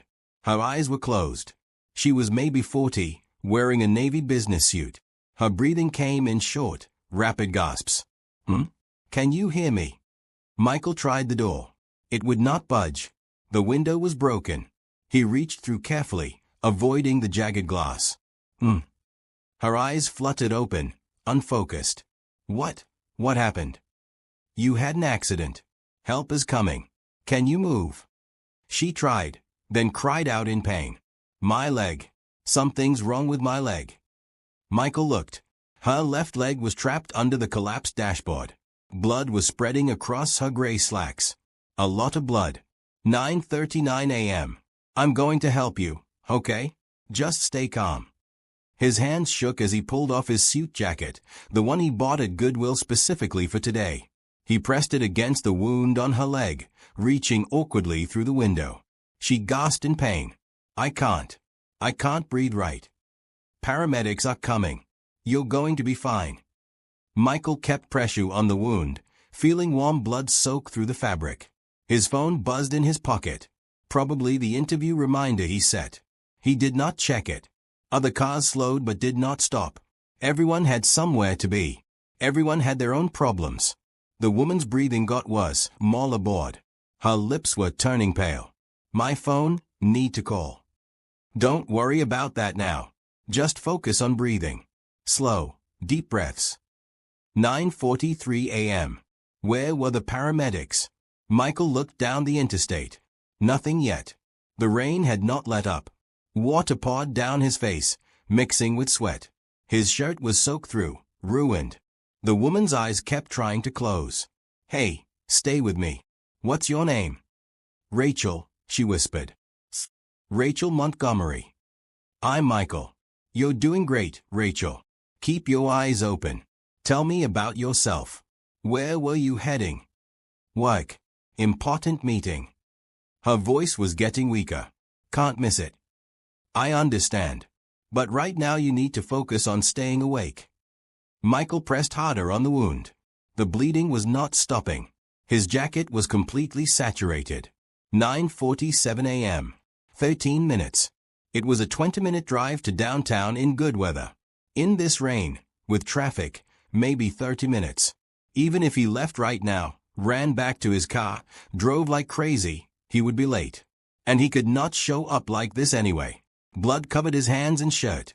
His interview jacket was keeping Rachel from bleeding out. The interview he studied for every night after putting Sophie to bed. The position that would let them keep their apartment. The job that meant Sophie could stay in her school with her friends instead of moving again, changing schools again, crying herself to sleep again because everything was different and scary. You'll lead all foundation initiatives, including expansion to other cities. Substantial raise, equity in the company, and a team of your choosing. You've earned this. The room erupted. Michael found his voice. Thank you. I don't know what to say. Say you'll accept. Of course. Yes. Thank you. Rachel turned to Brian. Brian, 3 months ago you were struggling, overwhelmed, on the verge of being let go. Michael saw potential in you and invested his time to help you grow. You've responded by becoming one of our strongest developers. Your technical work on the foundation platform was critical to its success. So I'm promoting you to senior developer and assigning you as technical lead for all foundation projects. Brian's eyes went wide. Seriously. Seriously. You've proven you can handle the responsibility. Your growth has been remarkable. The applause continued as Michael and Brian returned to their seats, both slightly dazed. After the meeting, people surrounded them with congratulations. Greg pulled Michael aside. Well deserved, truly. Rachel's been planning this for weeks. She wanted to wait until the foundation proved successful, but she knew from the beginning you'd earned it. I still can't believe this is real. Believe it. You changed your life by choosing to help someone. Now you're changing hundreds of lives by building systems that make helping easier. That's worth celebrating. That evening, Michael picked up Sophie from school with news to share. She listened carefully as he explained his promotion. Does this mean we don't have to worry about money anymore? We're going to be stable. Yes. Very stable. Sophie thought about this. Can we help Luce's family more now? Actually, Luce's mom has been working with the foundation. They connected her with job training and she starts a new position next week. Really? That's amazing. Sophie hugged him tight. See, Daddy? Everything worked out because you were kind. A lot of people were kind. That's what made it work. But you started it. By helping Rachel. That made everything else happen. She was not wrong. One choice on a rainy morning had created ripples that kept expanding. Michael's phone buzzed. A text from an unknown number. Mr. Brady, my name is Jennifer Parker. I registered with the Montgomery Foundation last week because I was about to be evicted with my 2 kids. Your platform connected me with emergency housing assistance and job resources. Today I started a new job, and we're staying in our apartment. I wanted to thank you personally for creating something that saved my family. Michael showed the text to Sophie. This is why it matters. You should write her back. Michael replied, Jennifer, thank you for sharing your story. I'm so glad the foundation could help. Remember, when you're stable, consider volunteering or mentoring others. That's how we create a community where everyone lifts each other up. Jennifer's response came quickly. I'll definitely volunteer. Someone help me. I want to help someone else. That's how this should work. Over the following week, Michael assembled his team for the Social Impact Programs Department. Brian is technical lead. 2 new developers hired specifically for foundation work. A program coordinator to manage partnerships with nonprofits. A communications specialist to share success stories and recruit volunteers. They met in a conference room to plan the expansion to other Colorado cities. Each city has unique needs, Michael explained. We can't just copy-paste the Denver model. We need to customize based on local resources and challenges. So we'll need local teams in each city, Brian suggested. People who understand their communities. Exactly. And we need to train them not just on the technology, but on the philosophy. This isn't about efficiency metrics. It's about human connection and dignity. They spent hours planning, debating approaches, refining strategies. The energy in the room was electric. Everyone understood they were building something that mattered. During a break, one of the new developers approached Michael. Can I ask you something personal? Sure. I heard about how you came to work here. How you missed your big interview to help Rachel. That must have been terrifying, not knowing if things would work out. It was one of the hardest moments of my life. What made you stop?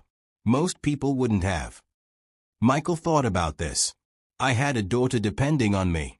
I had rent due and no backup plan. I had every practical reason to keep driving. But when I saw that car wreck, I couldn't leave someone to suffer alone. It felt wrong on a level deeper than logic. So I stopped, even though it might cost me everything. And it ended up giving you everything instead. Not because I expected a reward. That was pure luck, or grace, or whatever you want to call it. But even if Rachel hadn't hired me, even if I'd ended up homeless, I'd still be glad I stopped. Because some things matter more than personal cost. The developer nodded slowly. That's why this foundation is going to work. Because it's built on people who think like that. That Friday, the whole company gathered for lunch as usual. But this week was special. Sophie's school was on full break, so Michael had brought her to the office.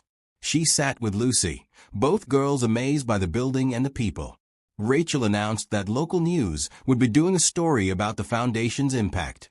They want to interview people the platform has helped, as well as the team that built it. Michael, they specifically asked to talk to you and Sophie. Sophie's eyes went wide. I'm going to be on TV. Only if you want to, Rachel said. No pressure. I want to. I want to tell people about helping others. The interview happened the following Tuesday.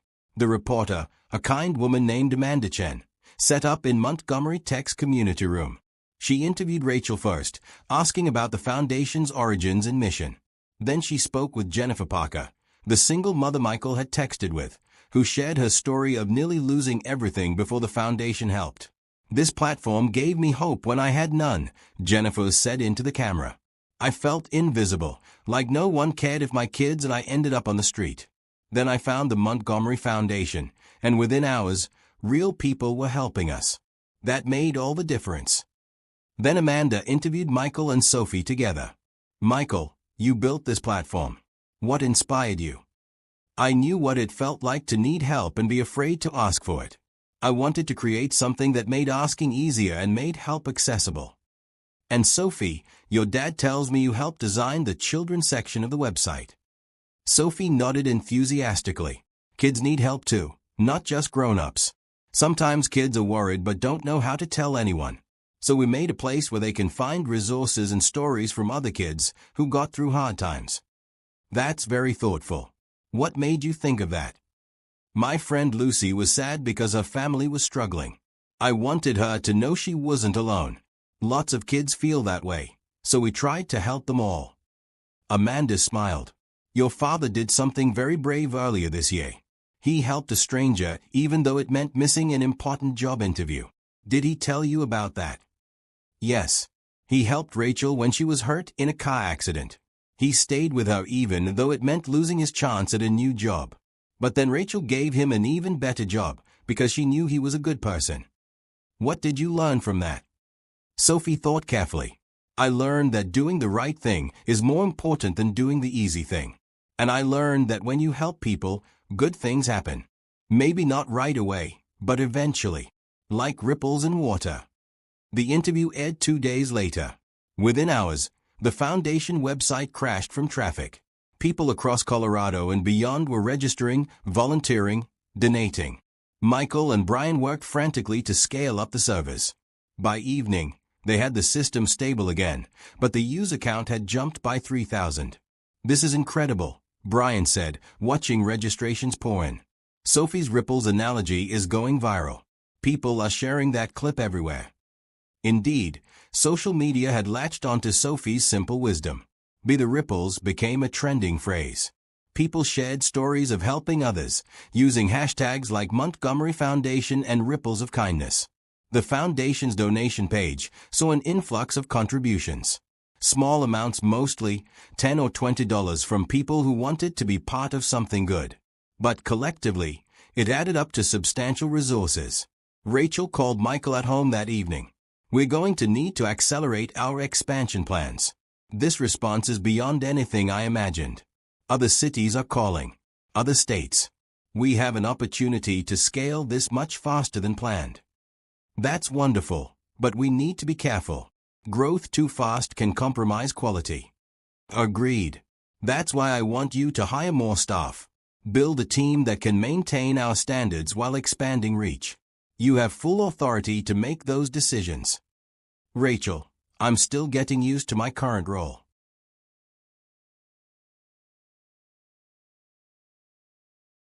He had sacrificed everything for this chance. Worked double shifts at the warehouse while learning to code at night. Free online courses. Tutorials at the library. Building a portfolio on a laptop so old it took 5 minutes to boot up. 3 years of grinding, barely sleeping, missing time with Sophie, all to escape the cycle of poverty. And now this stranger's life was literally in his hands. Sirens finally wailed in the distance. Rachel's eyes closed again. Rachel. Rachel, open your eyes. Michael patted her cheek gently. Come on. Stay with me. Tired, she mumbled. I know, but you can't sleep yet. Think about your meeting. Think about who's waiting for you. My company, work so hard. Then you need to stick around to see it through. Keep fighting. The sirens got louder. Michael could see the flashing lights now, still half a mile away, working through the traffic. 9:51 a.m. 9 minutes. Rachel's hand found his through the window, gripping weakly. Thank you for stopping. Most people didn't. Michael's throat tightened. Anyone would have done the same. But they had not. Dozens of cars had passed. Everyone racing to their own important destinations, their own crucial appointments. Just like he should have been doing. The ambulance pulled up behind Michael's car. Paramedics jumped out with equipment, running toward them. Michael stepped back, his hands dripping red in the rain. She's trapped, he told them quickly. Left leg caught under the dash, bleeding heavily. I've been applying pressure. She's conscious but fading. Possible chest injury. Breathing is labored. The paramedics move fast, one talking to Rachel while two others assess the car. We'll need fire rescue to cut her out. Sir, did you witness the accident? Yes. She hydroplaned, spun across lanes, hit the barrier sideways. A firefighter approached with cutting equipment. Step back, sir. We'll take it from here. You did good keeping pressure on that wound. Michael backed away, watching them work. His whole body shook, adrenaline and cold rain mixing. He looked at his hands, covered in blood. His white shirt was ruined, soaked red and brown. His shoes were caked in mud. 9:56 a.m. 4 minutes. It was over. Even if he called TechCore right now, even if they understood, they would not reschedule. He knew how these things worked. They had 10 other candidates. They would move on. He was just another desperate applicant who could not even show up on time. The money he borrowed from his friend Tom for the interview clothes. Wasted. The babysitter he paid to watch Sophie this morning. Wasted. The hours of preparation, the practiced answers, the research questions. All wasted. His phone rang. Unknown number. Probably TechCore calling to ask where he was. He answered, his voice hollow. Hello. Is this Michael Brady? This is Jennifer from TechCore Solutions. We have you scheduled for 10 o'clock. Yes. I'm sorry. I won't make it. There was an accident on the interstate. I stopped to help. The words felt pathetic even as he said them. Just another excuse. A pause. Is everyone okay? I think she'll make it. The paramedics are here now.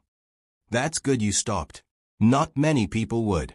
But I'm afraid we have a very tight schedule today. Would you be able to reschedule for next week?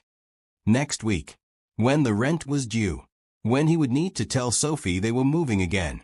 When Mrs. Henderson would watch him carry boxes down to whatever cheap motel would take them week to week. No, he said quietly. Thank you for the opportunity. He hung up before she could respond. There was no point. He knew how this story went. He had lived it before. The firefighters cut through metal. The sound piercing. They lifted Rachel carefully onto a stretcher. She was conscious, talking to the paramedics. She would survive. That had to mean something. One of the paramedics approached him. You probably saved her life, keeping pressure like that. She was lucky you stopped. Lucky. Michael almost laughed. He nodded instead, too tired to speak. You should get checked out too. You're shaking pretty bad. And you're excelling at it. Michael, I trust your judgment. You understand what this foundation is supposed to be. Hire people who share that vision.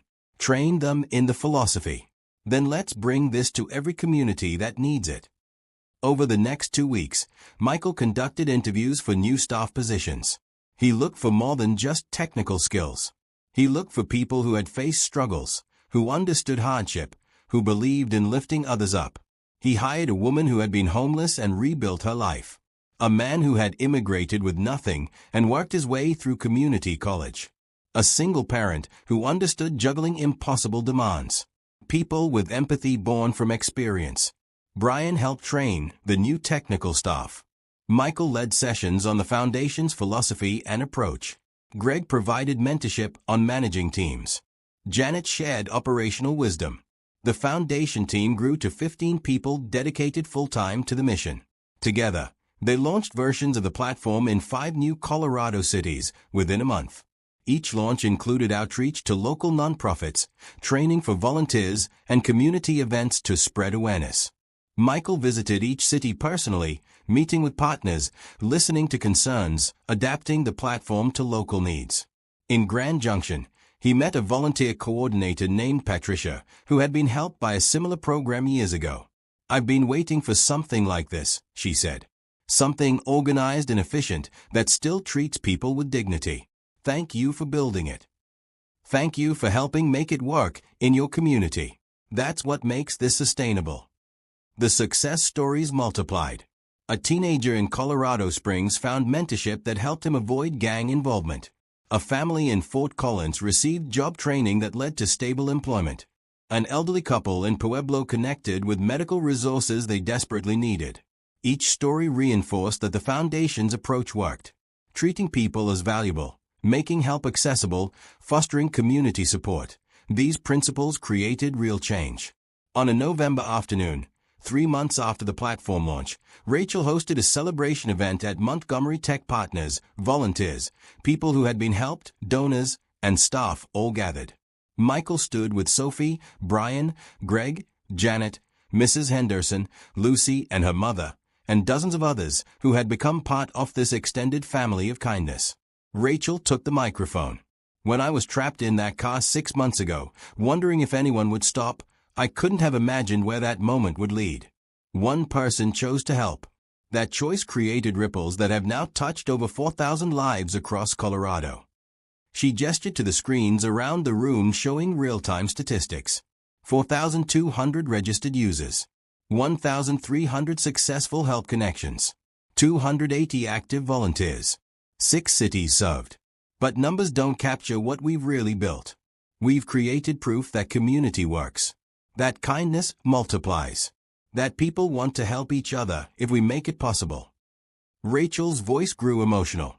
I started this foundation to honor a stranger who helped me 15 years ago.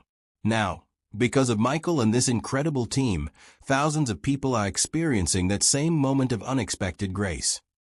The room erupted in applause. Rachel called Michael to the front. Michael, would you say a few words?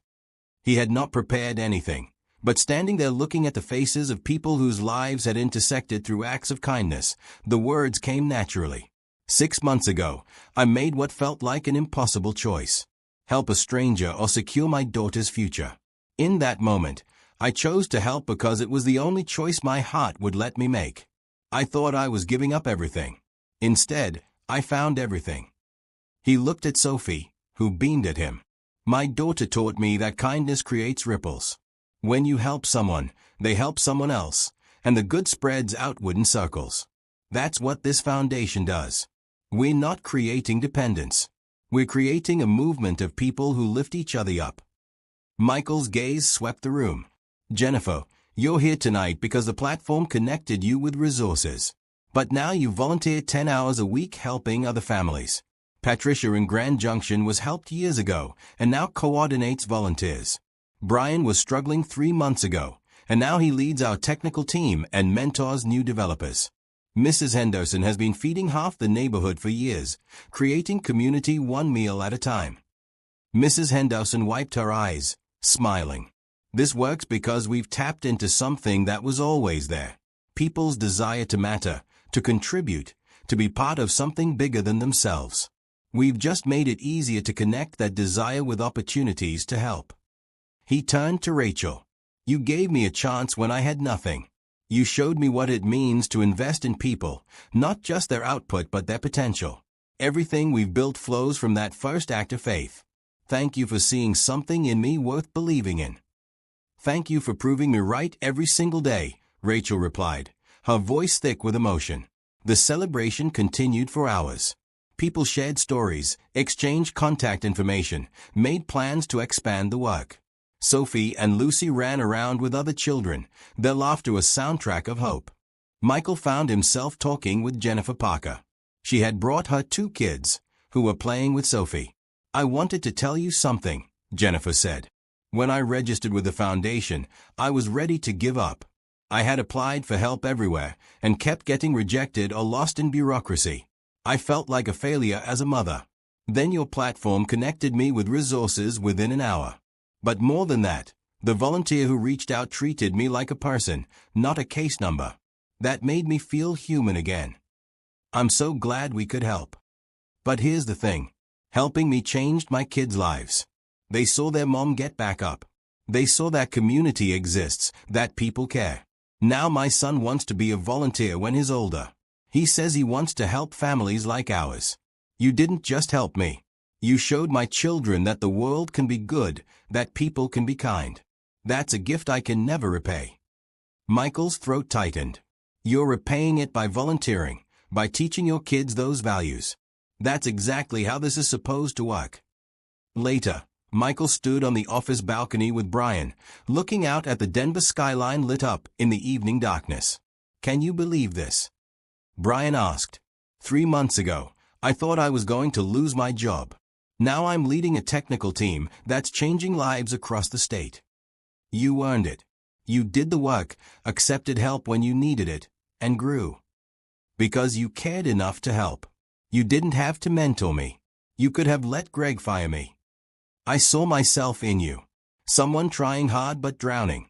I knew what it felt like, and I knew that sometimes people just need someone to believe in them." Brian was quiet for a moment. "I got an email yesterday from my mom. Her treatment is going well. The medical bills are manageable because the foundation connected her with assistance programs I didn't know existed. So you didn't just help me. You helped my whole family. That's what I mean about ripples. Every act of kindness touches more lives than we realize." They stood in comfortable silence, watching the city below. Somewhere down there, people were accessing the foundation platform, finding help, connecting with volunteers. The work they had built continued around the clock, making a difference they would never fully see. Michael's phone buzzed. A text from Rachel. "Come back inside." One more surprise. Back in the celebration space, Rachel had gathered everyone's attention again. "I have one final announcement. The Montgomery Foundation has received a major donation from an anonymous benefactor. $5 million, specifically designated for expansion to other states." Gasps and exclamations filled the room. "This means we can bring the platform to communities across the country. Michael, your team just got a lot bigger. Are you ready?" Michael looked at Sophie, who nodded enthusiastically. He looked at Brian, Greg, Janet, Mrs. Henderson, and all the faces that had become his extended family. He thought about Jennifer and Patricia and the thousands of others whose lives had been touched by this chain of kindness. "We're ready. Let's bring hope to everyone who needs it." The room erupted in applause and cheers. Sophie ran to hug him, Lucy right behind her. "We're going to help the whole country, Daddy. We're going to try, sweetheart. One person, one family, one community at a time." That night, after the celebration ended and Sophie was asleep, Michael sat on his couch with his laptop, looking at the foundation dashboard. Users across 6 Colorado cities. Volunteers helping their neighbors. Stories of transformation and hope. He thought back to that rainy morning 6 months ago. The choice that felt impossible. The sacrifice that felt devastating. The moment that had changed everything. If he could go back, knowing what he knew now, would he make the same choice? In a heartbeat. Because the real miracle was not Rachel hiring him, though he was grateful for that. The real miracle was discovering that doing the right thing, even at great cost, opened doors to becoming part of something meaningful. Something bigger than one job or one paycheck or one moment of security. He had become part of a movement of people choosing kindness, choosing community, choosing to lift each other up instead of stepping over each other to get ahead. And that was worth more than any interview could have offered. Michael's phone buzzed one more time. A notification from the platform. Someone in Fort Collins had just been matched with emergency food assistance. A volunteer had responded within minutes, offering to help. The ripples continued spreading outward, each one touching lives, creating new circles of kindness that would extend far beyond anything he could imagine. Michael closed his laptop and looked around his apartment. Still small, but they were planning to move soon to a place with a yard where Sophie could play. Still modest, but filled with evidence of blessings. Sophie's drawings, Mrs. Henderson's casserole dish waiting to be returned, the card from the foundation team thanking him for his leadership. This was what success looked like. Not wealth or status, but community and purpose and the knowledge that your life mattered because you made other lives better. Michael fell asleep with gratitude overflowing, dreaming of all the people they would help, all the communities they would strengthen, all the ripples of kindness yet to spread. 6 months after the foundation launch, on a bright April morning, Michael Brady sat in his new office at Montgomery Tech headquarters. The space was larger now, with windows overlooking the mountains and a door that read Director of Social Impact Programs. The foundation had expanded to 8 states, 15,000 registered users, over 4,000 successful connections, 500 active volunteers. The numbers grew daily, but Michael had learned they were just shadows of the real impact. The Real story lived in the messages that arrived constantly. A father in Utah who found job training after years of unemployment. A grandmother in Arizona connected with medical resources. A teenager in New Mexico who found mentorship that kept her in school. Each one a life changed, a family stabilized, a future brightened. Michael's team had grown to 35 people across multiple states, all committed to the mission of making help accessible and dignified. Brian had become indispensable, not just as technical lead, but as a mentor himself, helping new team members understand the philosophy behind the work. This morning was special though. Michael was meeting someone at the office before heading to a speaking engagement at the University of Colorado. Someone who had reached out through the Foundation's contact form with a unique story. Janet appeared in his doorway. "Your 9 o'clock is here. Conference room 3. Michael grabbed his coffee and headed down the hall. Inside the conference room sat a young woman, maybe 25, with nervous energy and hope in her eyes. "Mr. Brady, I'm Melissa Torres. Thank you so much for meeting with me.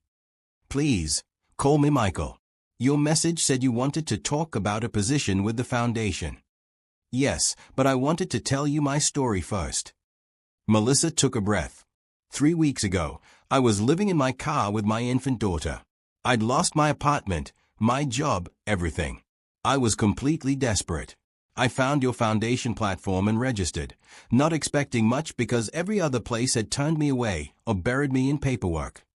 Michael listened, recognizing the pain in her voice. Within 2 hours, a volunteer named Patricia reached out. She connected me with emergency housing, helped me apply for assistance programs, and found childcare resources so I could job search. A week later, I had an apartment. 2 weeks later, I had a job offer. My daughter and I are safe now, stable for the first time in months. I'm so glad the Foundation could help. But that's not why I'm here. See, when Patricia was helping me, she mentioned that she had been in my situation years ago. Someone helped her, and now she helps others. She said that's how the Foundation works. Everyone pays it forward. Melissa leaned forward. I want to work for the Foundation. I want to be on the team that creates these connections. I have a degree in social work, but no experience. I'll start anywhere, doing anything. I just want to be part of this. Michael smiled, seeing himself in her determination.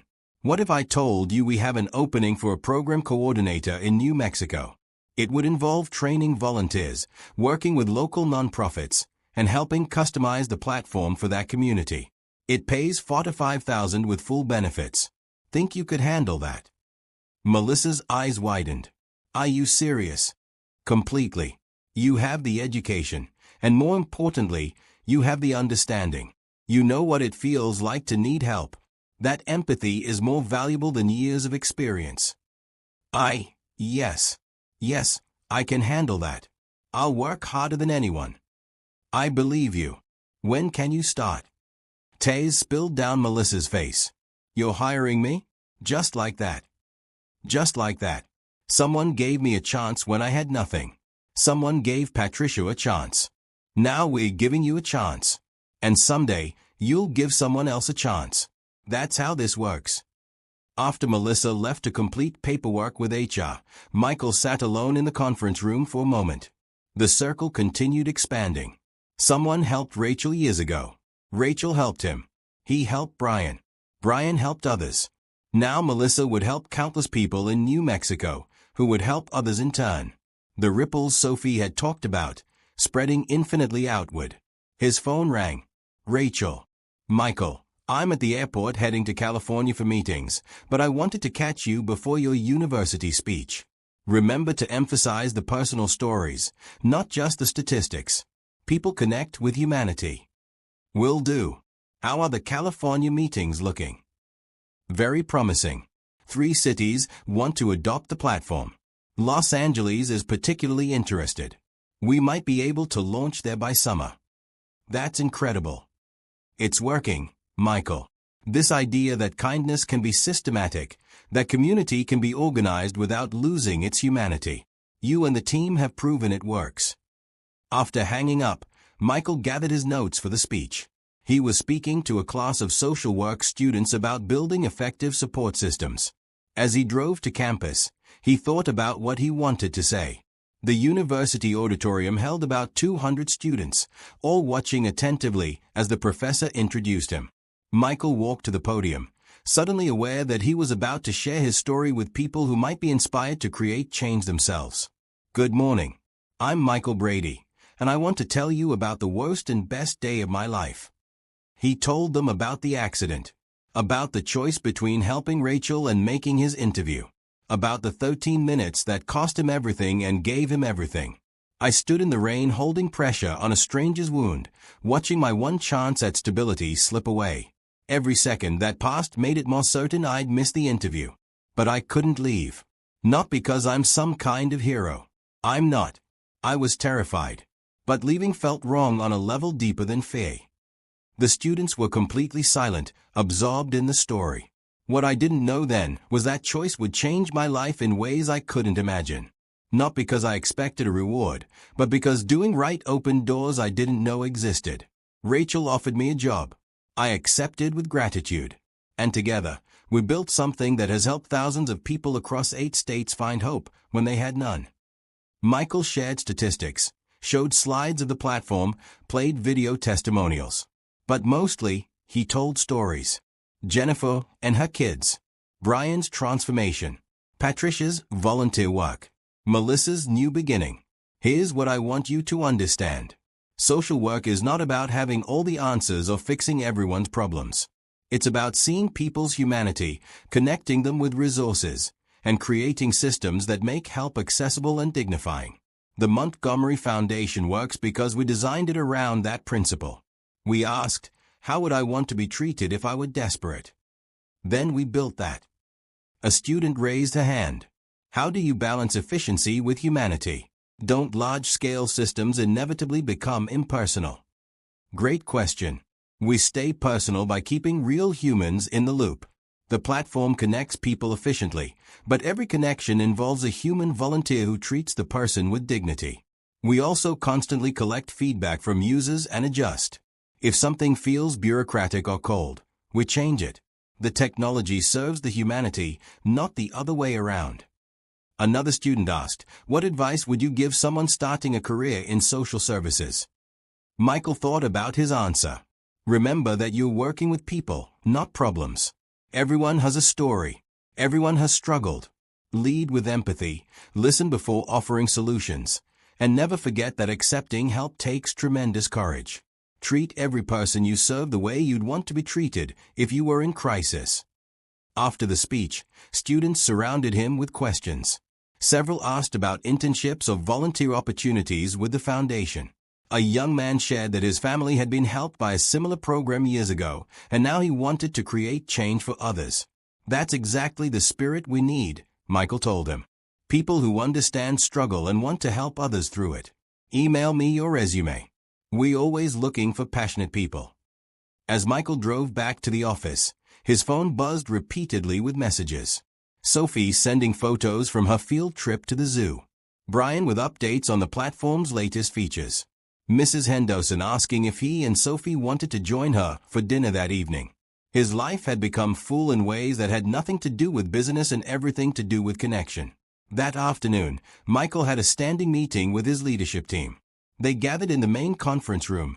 Brian, 2 program directors, 3 regional coordinators, and the communications manager. Updates. Michael asked. Each person shared progress from their area. New partnerships forming. Volunteer recruitment exceeding targets. Success stories multiplying. The California expansion moving forward. One issue, said Maria, the communications manager. We're getting media requests from national outlets. The Today Show wants to do a segment. Time magazine is writing an article about innovative approaches to poverty. How do we want to handle this? Same way we handle everything, Michael said. Focus on the people we've helped, not us. If they want to interview me or Rachel, fine, but only if we can highlight the users whose lives have changed. This is their story more than ours. The meeting wrapped up with assignments and timelines. As everyone filed out, Brian hung back. Got a minute? Always. What's up? My mom's cancer is in remission. Michael broke into a huge smile. Brian, that's wonderful. The doctors say she's doing great. And Michael, she wanted me to thank you specifically. She knows you helped me when I was struggling, which meant I could support her through treatment. She said to tell you that you didn't just save one life, you saved hers too. I'm so happy for you both. There's more. I've been thinking about what's next for me. I love the technical work, but I'm realizing I want to do more direct service. What if I spend half my time leading tech development and half my time as a volunteer coordinator, actually working with people who need help? That's a significant change. Are you sure? Completely sure. You showed me that the real reward isn't the coding.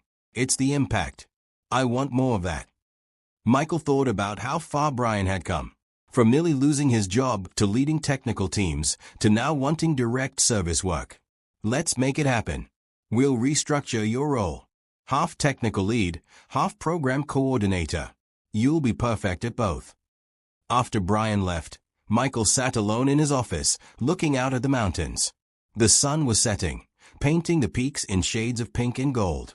In 6 hours, he would pick up Sophie from Mrs. Henderson's, have dinner together, help with homework, read bedtime stories. The normal rhythms of a stable life that once seemed impossibly distant. His computer pinged with a notification from the platform. Someone in Denver had just registered, requesting help with emergency food and rent assistance. The system automatically matched them with 3 nearby resources and 2 volunteer coordinators. Within 4 minutes, a volunteer had responded. The person in need would get help tonight. Maybe not everything they needed, but enough to know they were not alone. Enough to keep going. Michael opened his email and found a message from Rachel. Michael, the board has approved funding for national expansion. 20 additional states over the next 2 years. We're also launching the Montgomery Foundation Scholarship Fund for children from struggling families. First round will provide 50 full-ride college scholarships. Sophie's essay about kindness inspired this. I'd like to announce it at next month's gala. Hope you and Sophie can attend. You've both taught me so much about what matters. Thank you for being exactly who you are. Michael read the message twice, overwhelmed. 50 kids would get college scholarships because Sophie wrote about kindness. The foundation would help people in 20 more states. Everything kept expanding, growing, touching more lives. He picked up his phone and called Sophie. Hi, Daddy. Hi, sweetheart. How was the zoo? Amazing. We saw lions and elephants and my favorite, the red pandas. Lucy and I took so many pictures. I can't wait to see them. Hey, I have some exciting news. Rachel read your essay about kindness and it inspired her to create college scholarships for kids whose families are struggling. 50 kids are going to get to go to college because of what you wrote. Sophie was quiet for a moment, processing. Really? My essay did that. Really? Your words about how kindness creates ripples made her want to invest in kids' futures. You helped those 50 children just by sharing what you learned. Wow. Daddy, that's so cool. Can I tell Lucy? Absolutely. I'll pick you both up in an hour, and we can celebrate over ice cream. Best day ever. After hanging up, Michael sat in the quiet office, feeling the weight of gratitude. Less than a year ago, he had been desperate, terrified, barely hanging on. Now he led a team helping thousands. His daughter was thriving, learning lessons about kindness and community that would shape her whole life. They were stable, safe, and part of something meaningful. All because he made one choice on a rainy morning. Michael's phone rang again. Unknown number. He almost ignored it, but something made him answer. Mr. Brady? This is Officer James Mitchell with Denver Police. I was one of the officers who responded to the accident on Interstate 25 last year. The one where you helped Rachel Montgomery. I remember. Is everything okay? Everything's fine. I'm calling because I just saw a news story about your foundation. I didn't realize you were the same guy from that accident. I wanted to tell you something. That day, when we arrived and saw you holding pressure on her wound, soaking wet, your fancy interview clothes ruined, I remember thinking this guy just sacrificed something important to help a stranger. It stuck with me. Michael listened, curious where this was going. Since then, I've seen you on the news, read articles about the foundation. You turned that one act of stopping into a movement. You made me think differently about community service, about my job. So I started volunteering with crisis intervention, helping connect people I encounter on calls with resources instead of just taking reports. I'm not alone. Several officers at my station are doing the same now. We call it the Montgomery approach. Seeing people as worth helping, not just problems to process. Michael's eyes burned with emotion. That's incredible. Thank you for telling me. No, thank you. You reminded all of us what it means to save others. I just wanted you to know the ripples keep spreading, even to places you wouldn't expect. After the call ended, Michael sat stunned. Police officers changing how they interacted with people in crisis because of the Foundation's example. The impact extended beyond the platform, beyond the direct connections, into changing how entire systems operated. He thought about what the officer said. The Montgomery approach. Seeing people as worth helping. That simple shift in perspective, applied broadly, could transform communities. Michael pulled out a notebook and started writing ideas for a training program that could teach the Foundation's principles to other organizations. Social services, healthcare, education, law enforcement. What if they could spread this philosophy beyond just a platform? His office door opened. Rachel stood there, supposed to be in California. I thought you were flying out. Michael said, surprised. Changed my flight to tomorrow morning. I heard about your speech at the university, heard it was powerful. Then I got an email from a student who was there, saying you inspired her to dedicate her career to social work. I wanted to check in. It went well. The students asked great questions, really engaged with the ideas. Rachel sat down across from him. You know what's remarkable? You're not just running programs. You're creating a movement. People are changing how they think about community, about helping, about what it means to care for each other. That's bigger than any platform or organization. I just share what I learned from experience. And from you. From that stranger who helped me years ago. That's the real source. One act of anonymous kindness that has now multiplied into thousands of acts across the country. She'll never know the impact she had. Maybe that's the point, Michael said. We help not for recognition, but because it's right. The impact spreads whether we see it or not. Rachel smiled. Exactly. And that's why this works. It's not about us. It's about the people we serve and the community we're building together. They sat in comfortable silence for a moment. Two people whose lives intersected in a moment of crisis and created something neither could have built alone. I should let you get home to Sophie, Rachel finally said. But I wanted to say thank you. Not for running the programs, though you do that brilliantly, but for reminding me why I started this. For keeping the heart in the work. For being someone who leads with kindness. After Rachel left, Michael packed up his things and headed out. The office was mostly empty now, people gone home to their families. But the Foundation's work continued around the clock, volunteers and staff across time zones connecting people with help.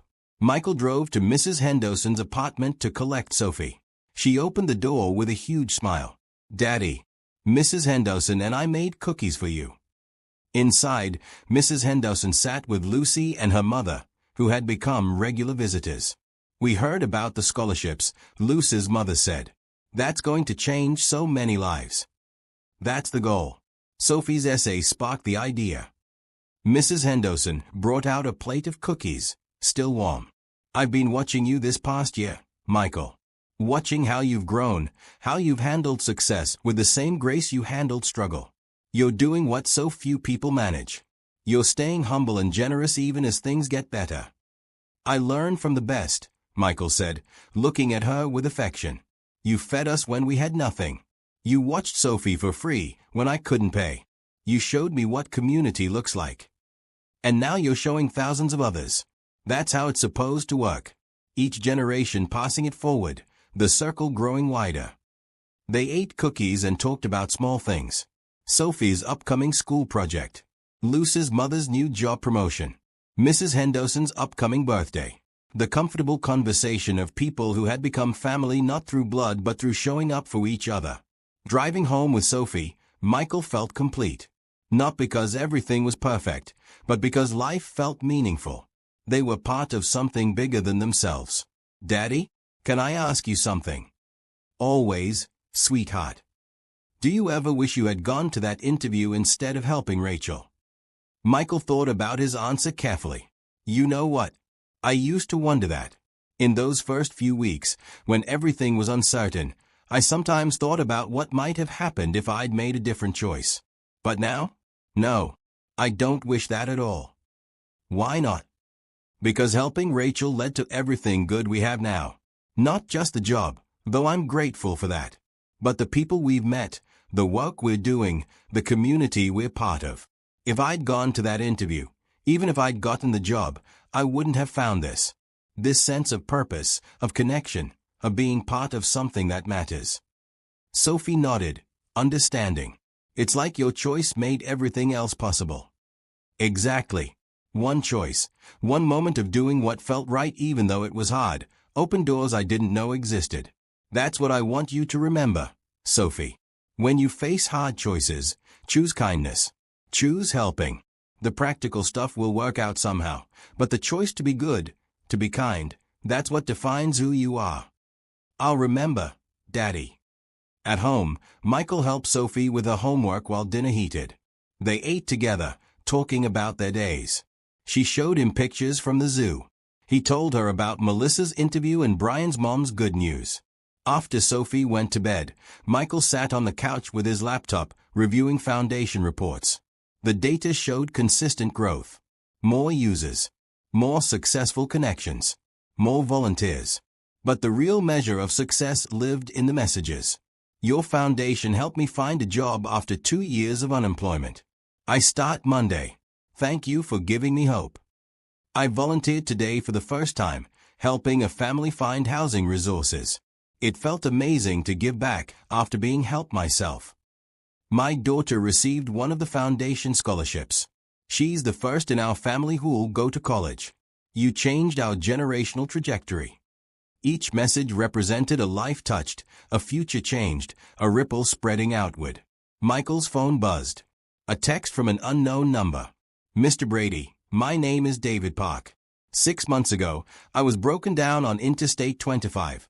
Same stretch where you helped Rachel Montgomery. My car died. I was having chest pains. Thought I might die alone on the roadside. You stopped. You called 911, stayed with me until paramedics arrived, made sure I got to the hospital safely. I had a minor heart attack. The doctors said if I'd waited longer, it would have been much worse. You saved my life. I never got to thank you. Michael stared at the message, confused. He didn't remember this. Then slowly, a memory surfaced. About 3 months ago, he had seen a car with its hood up on the interstate. He'd stopped, helped the older man inside, called for help. It had seemed like such a small thing, maybe 20 minutes of his time. He replied, David, I remember now. I'm so glad you're okay. How are you doing? The response came quickly. I'm great. Fully recovered. But here's why I'm really texting. After you helped me, I looked you up. Found out about the foundation. Learned your story. It inspired me. I just retired from banking, and I've been looking for meaningful ways to spend my time. So I signed up as a foundation volunteer. I've been helping coordinate financial literacy workshops for people in crisis. It's the most fulfilling work I've ever done. You didn't just save my life that day. You showed me how to make my life matter. Michael read the message 3 times, amazed. He'd forgotten about stopping to help David. It had been such a simple act, barely worth remembering. Yet for David, it had been life-changing. And now David was helping others, extending the chain further. He showed the message to Sophie the next morning over breakfast. See, you helped him, and now he's helping lots of other people. The ripples keep going. It's beautiful, isn't it, Daddy? How one kind thing becomes many kind things. It really is. 2 weeks later, the foundation hosted its first annual gala at a downtown Denver hotel. 500 guests attended, including everyone who had been part of the foundation's journey. Donors, volunteers, partners, people who had been helped, staff, and supporters. Michael wore his first ever tailored suit, purchased for this occasion. Sophie wore a bright blue dress she'd picked out herself, Lucy at her side in matching red. The ballroom was decorated with banners showing foundation statistics and quotes from users. Video screens played testimonials. Tables were named after values: hope, community, kindness, second chances, unity. Rachel gave the opening remarks, sharing the foundation's growth and impact. Then she introduced Melissa Torres, the young mother Michael had hired, who had become one of their most effective program coordinators in New Mexico. Melissa told her story of desperation, of finding the foundation, of being helped and now helping others. There was not a dry eye in the room. Then Rachel called Michael to the stage. "I want to share something I've never told publicly," Rachel said. "When Michael pulled me from that wreck a year ago, as I lay there bleeding, I remember thinking, why did this person stop? Everyone else kept driving. Why him?" Later, I learned what it cost him. The interview he missed, the eviction he faced, the desperation he was living with. And I realized why he stopped. Because that's who he is. Someone who helps even when it costs everything. Rachel turned to Michael. "You've built something extraordinary. Not just a platform or programs, but a movement. You've shown thousands of people that community works, that kindness multiplies, that we're stronger together. So on behalf of everyone whose life you've touched, thank you." The room erupted in a standing ovation. Michael stood there, overwhelmed, seeing faces of people whose lives had intersected with his. Jennifer and her kids, Brian and his mother, David Park, Melissa Torres, Patricia from Grand Junction, dozens of volunteers, hundreds of people who had been helped and were now helping others. This was what success looked like. Not wealth or fame, but community and purpose, and the knowledge that your life created ripples of good that spread far beyond what you could see. After his speech, which focused on gratitude and the power of collective kindness, the evening continued with dinner, dancing, and networking. Michael found himself surrounded by people sharing stories of how the foundation had changed their lives. Near the end of the evening, Michael stepped out onto the hotel's balcony for a moment of quiet. The Denver skyline spread below, lights twinkling in the darkness. Somewhere out there, people were accessing the foundation platform, finding help, connecting with resources, discovering they were not alone. The balcony door opened. Rachel joined him. "Quite a year," she said quietly. "Quite a year," Michael agreed. "A year ago, I was terrified and desperate. Tonight, I'm watching hundreds of people celebrate something we built together. It doesn't seem real. It's real because we stayed true to the vision. Help people with dignity. Create community. Make kindness systematic. Those principles guided everything, and that's why it worked." They stood in comfortable silence, two people whose lives intersected in a moment of crisis and created something neither could have imagined. "Rachel, thank you. For everything. For hiring me, trusting me, believing in me. For building something that matters and letting me be part of it. Thank you for stopping that day. For staying with me. For proving that kindness isn't weakness. For showing all of us what it means to lead with heart." Inside, the party continued. Sophie and Lucy danced with other children. Mrs. Henderson sat with volunteer coordinators, sharing wisdom. Brian discussed technical upgrades with developers. Jennifer Parker talked with new volunteers about her experience. The community they had built together, all stemming from one choice on a rainy morning. Michael Brady had stopped to help a stranger, thinking he was losing everything. Instead, he found everything worth having. Purpose, community, the chance to make a difference, and the knowledge that one person choosing kindness could create ripples that touched thousands of lives. The chain that began with a stranger helping Rachel 15 years ago had extended across states, through hundreds of people, creating circles of kindness that would continue long after this night ended. As Michael and Rachel stood on that balcony looking out at the city, neither spoke what they were both thinking. This was just the beginning. The foundation would grow, reaching more states, helping more people, creating more connections. The movement would spread, changing how communities supported their vulnerable members. And it all started with one simple choice: to stop, to help, to care. That was the real miracle. Not the success that followed, though that was wonderful. but the reminder that choosing kindness, even at great cost, mattered more than any practical consideration. Michael's phone buzzed. A notification from the foundation platform. Someone in Los Angeles, where they were planning to launch next month, had somehow found the platform and registered for help.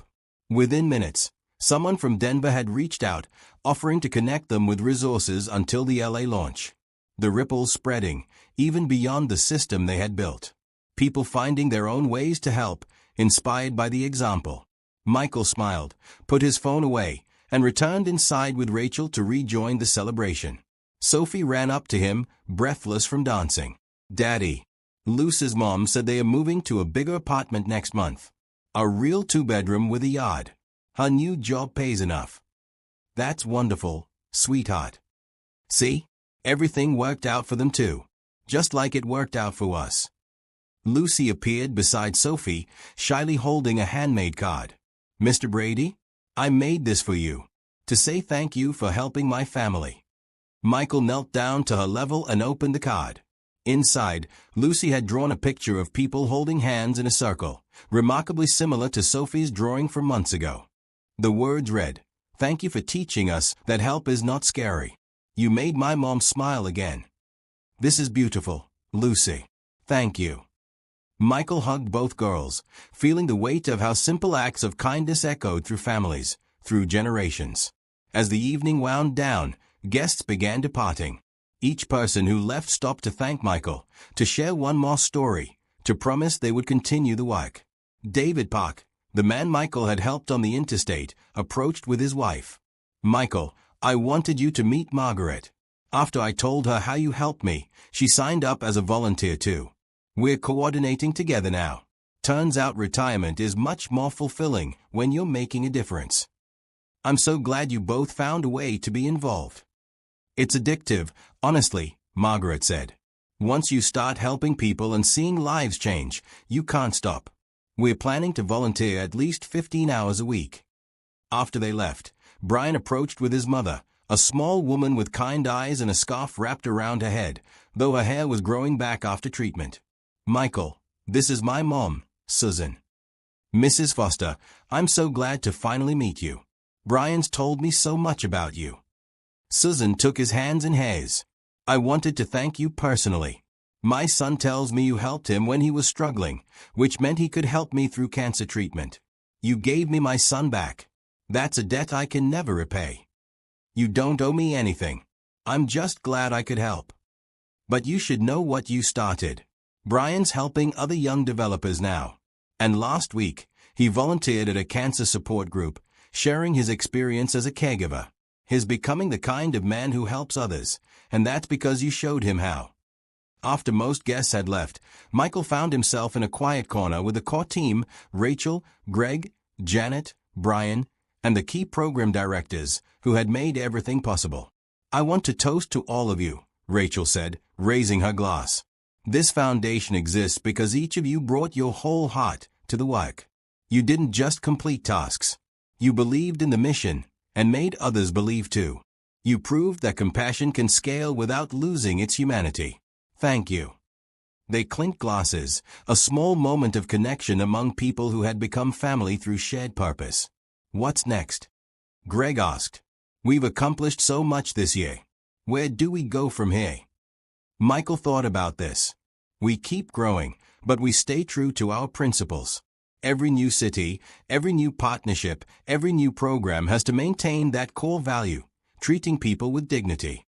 The moment we lose that, we've lost everything." "Agreed," Rachel said. "Growth matters, but mission matters more. We expand thoughtfully, never sacrificing quality for scale." Janet pulled out her tablet. "I've been tracking something interesting.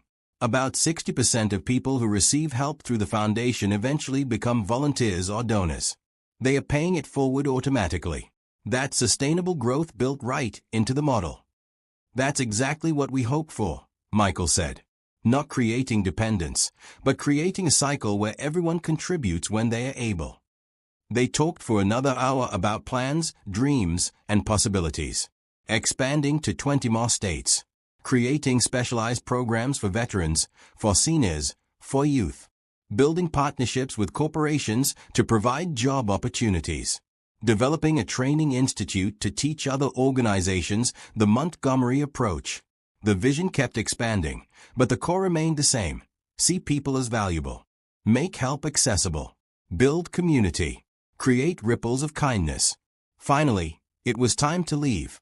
Michael gathered Sophie, said goodbye to everyone, and headed to the parking garage with his daughter half asleep against his shoulder. Driving home through the quiet Denver streets, Michael reflected on the journey.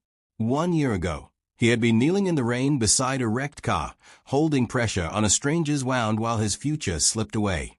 Tonight, he had stood in a ballroom full of people celebrating a movement he helped create. The difference was not luck. It was the choice to help, and the ripples that followed. Daddy. Sophie's sleepy voice broke the silence. Are you happy? So happy, sweetheart. Are you? Yes. I like that we get to help people. It makes everything feel important. That's a wise way to put it. Mrs. Henderson says we're blessed so we can be a blessing to others. I think that's true. I think so too. At home, Michael carried Sophie inside and tucked her into bed, still in her blue dress because she was too tired to change. He kissed her forehead, watching her face peaceful in sleep. This was what he had been fighting for a year ago. Not just a job or an apartment, but the ability to give his daughter a stable life filled with purpose and community. They had that now, in abundance. Michael sat in the living room, finally removing his suit jacket and tie. His laptop sat on the coffee table, and out of habit, he opened it to check the foundation dashboard. 2 new help requests had come in during the gala. Both had already been matched with volunteers who were actively helping. The system worked even when he was not watching it. That was the beauty of building something sustainable. His email inbox held dozens of messages from people who attended the gala, sharing thoughts and gratitude. One caught his attention. The subject line read, "You don't remember me, but you changed my life." Michael opened it. Dear Michael, my name is Robert Chen. I was at tonight's gala representing the Denver Homeless Coalition. You probably don't remember, but 2 years ago, you were standing in line at a food bank with your daughter. I was volunteering that day. I saw you trying to comfort her while waiting for hours, saw how scared you both looked. So you give her your portion of food because there wasn't enough for both of you. That image stayed with me. It reminded me that people accessing food banks aren't statistics or problems. They are parents trying to feed their children, people fighting to survive. It changed how I approached my volunteer work, made me more compassionate and aware. Tonight, I learned that same man built a foundation that's revolutionizing how we help people in crisis. I shouldn't be surprised. Someone who would give his only meal to his daughter is exactly the person who would build something this meaningful. I just wanted you to know that you were making a difference even before you knew you were. Your dignity and love for your daughter during your hardest time inspired me to be better. Thank you for that, and thank you for everything you're doing now. Robert. Michael read the email 3 times, tears streaming down his face. He didn't remember Robert specifically, but he remembered that day at the food bank. The shame, the fear, the desperation. Trying to protect Sophie from understanding how bad things really were.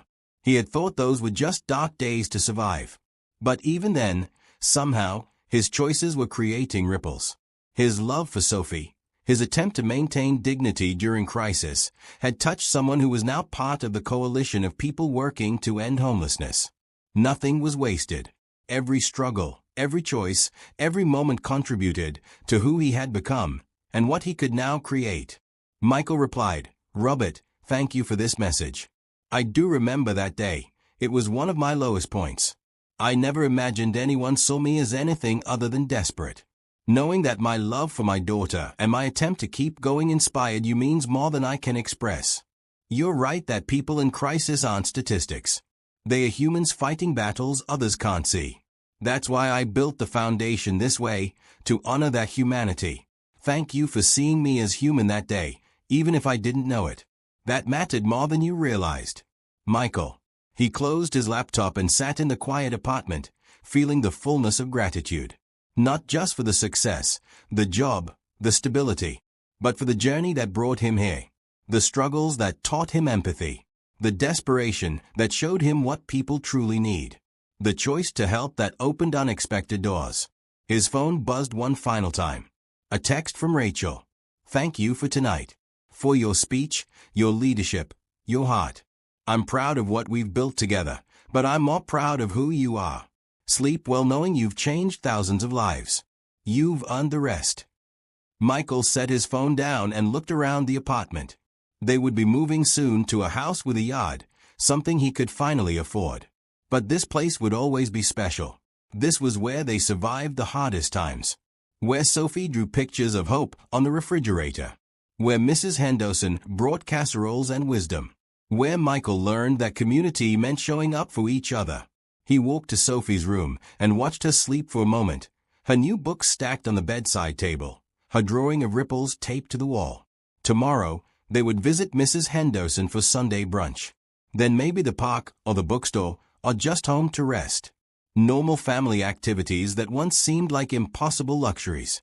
Monday, he would return to work, leading his team in expanding the foundation's reach. More cities, more people, more connections. The work was never finished because there would always be people who needed help. But that was okay. He had found his purpose. Michael returned to the living room and stood by the window, looking out at the Denver skyline. Somewhere out there, someone was accessing the foundation platform right now, finding resources, connecting with a volunteer, discovering they were not alone. And maybe years from now, that person would help someone else. Who would help someone else? Who would help someone else? The ripples spreading infinitely outward, each act of kindness creating more kindness, each moment of help inspiring more help. That was the true legacy, not the foundation itself, though that was important, but the movement of people choosing to see each other's humanity, choosing to help despite personal cost, choosing community over isolation. Michael thought back to that stranger who helped Rachel 15 years ago. The woman whose name they would never know, whose face Rachel barely remembered.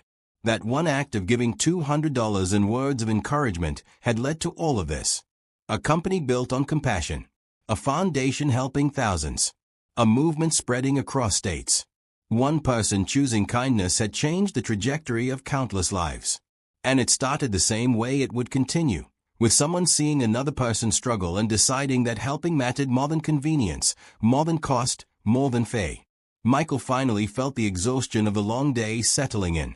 He turned off the lights and headed to bed, pausing at Sophie's door one more time. I love you, sweetheart, he whispered. Thank you for teaching me about ripples. In his own bed, Michael fell asleep with gratitude overwhelming him. Gratitude for Rachel's life being spared, for her choice to hire him, for every person who had helped them along the way. Gratitude for struggles that taught him empathy and success that gave him the platform to help others.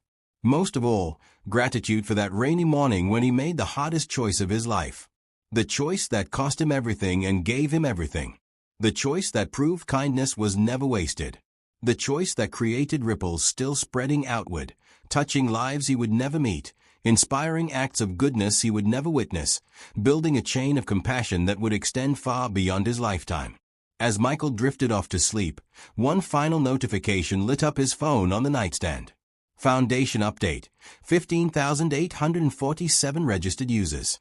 5,283 successful connections. 612 active volunteers. Lives changed, immeasurable.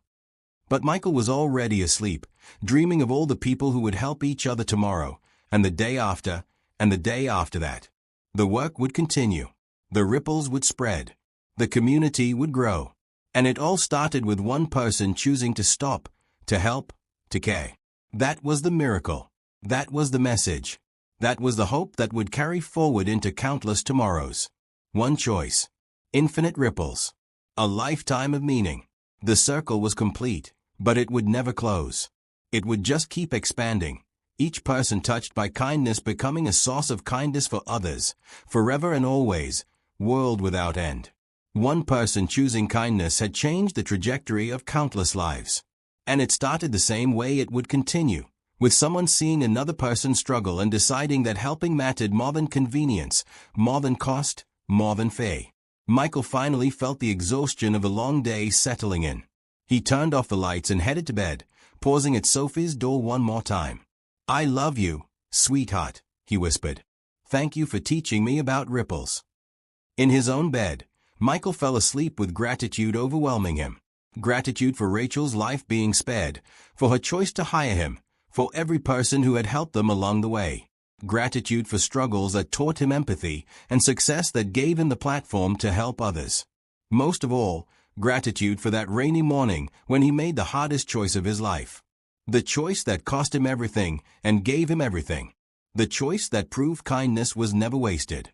The choice that created ripples still spreading outward, touching lives he would never meet, inspiring acts of goodness he would never witness, building a chain of compassion that would extend far beyond his lifetime.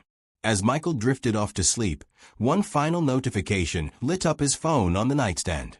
Foundation update: 15,847 registered users. 5,283 successful connections. 612 active volunteers. Lives changed, immeasurable. But Michael was already asleep, dreaming of all the people who would help each other tomorrow, and the day after, and the day after that. The work would continue. The ripples would spread. The community would grow. And it all started with one person choosing to stop, to help, to care. That was the miracle. That was the message. That was the hope that would carry forward into countless tomorrows. One choice. Infinite ripples. A lifetime of meaning. The circle was complete, but it would never close. It would just keep expanding. Each person touched by kindness becoming a source of kindness for others, forever and always, world without end.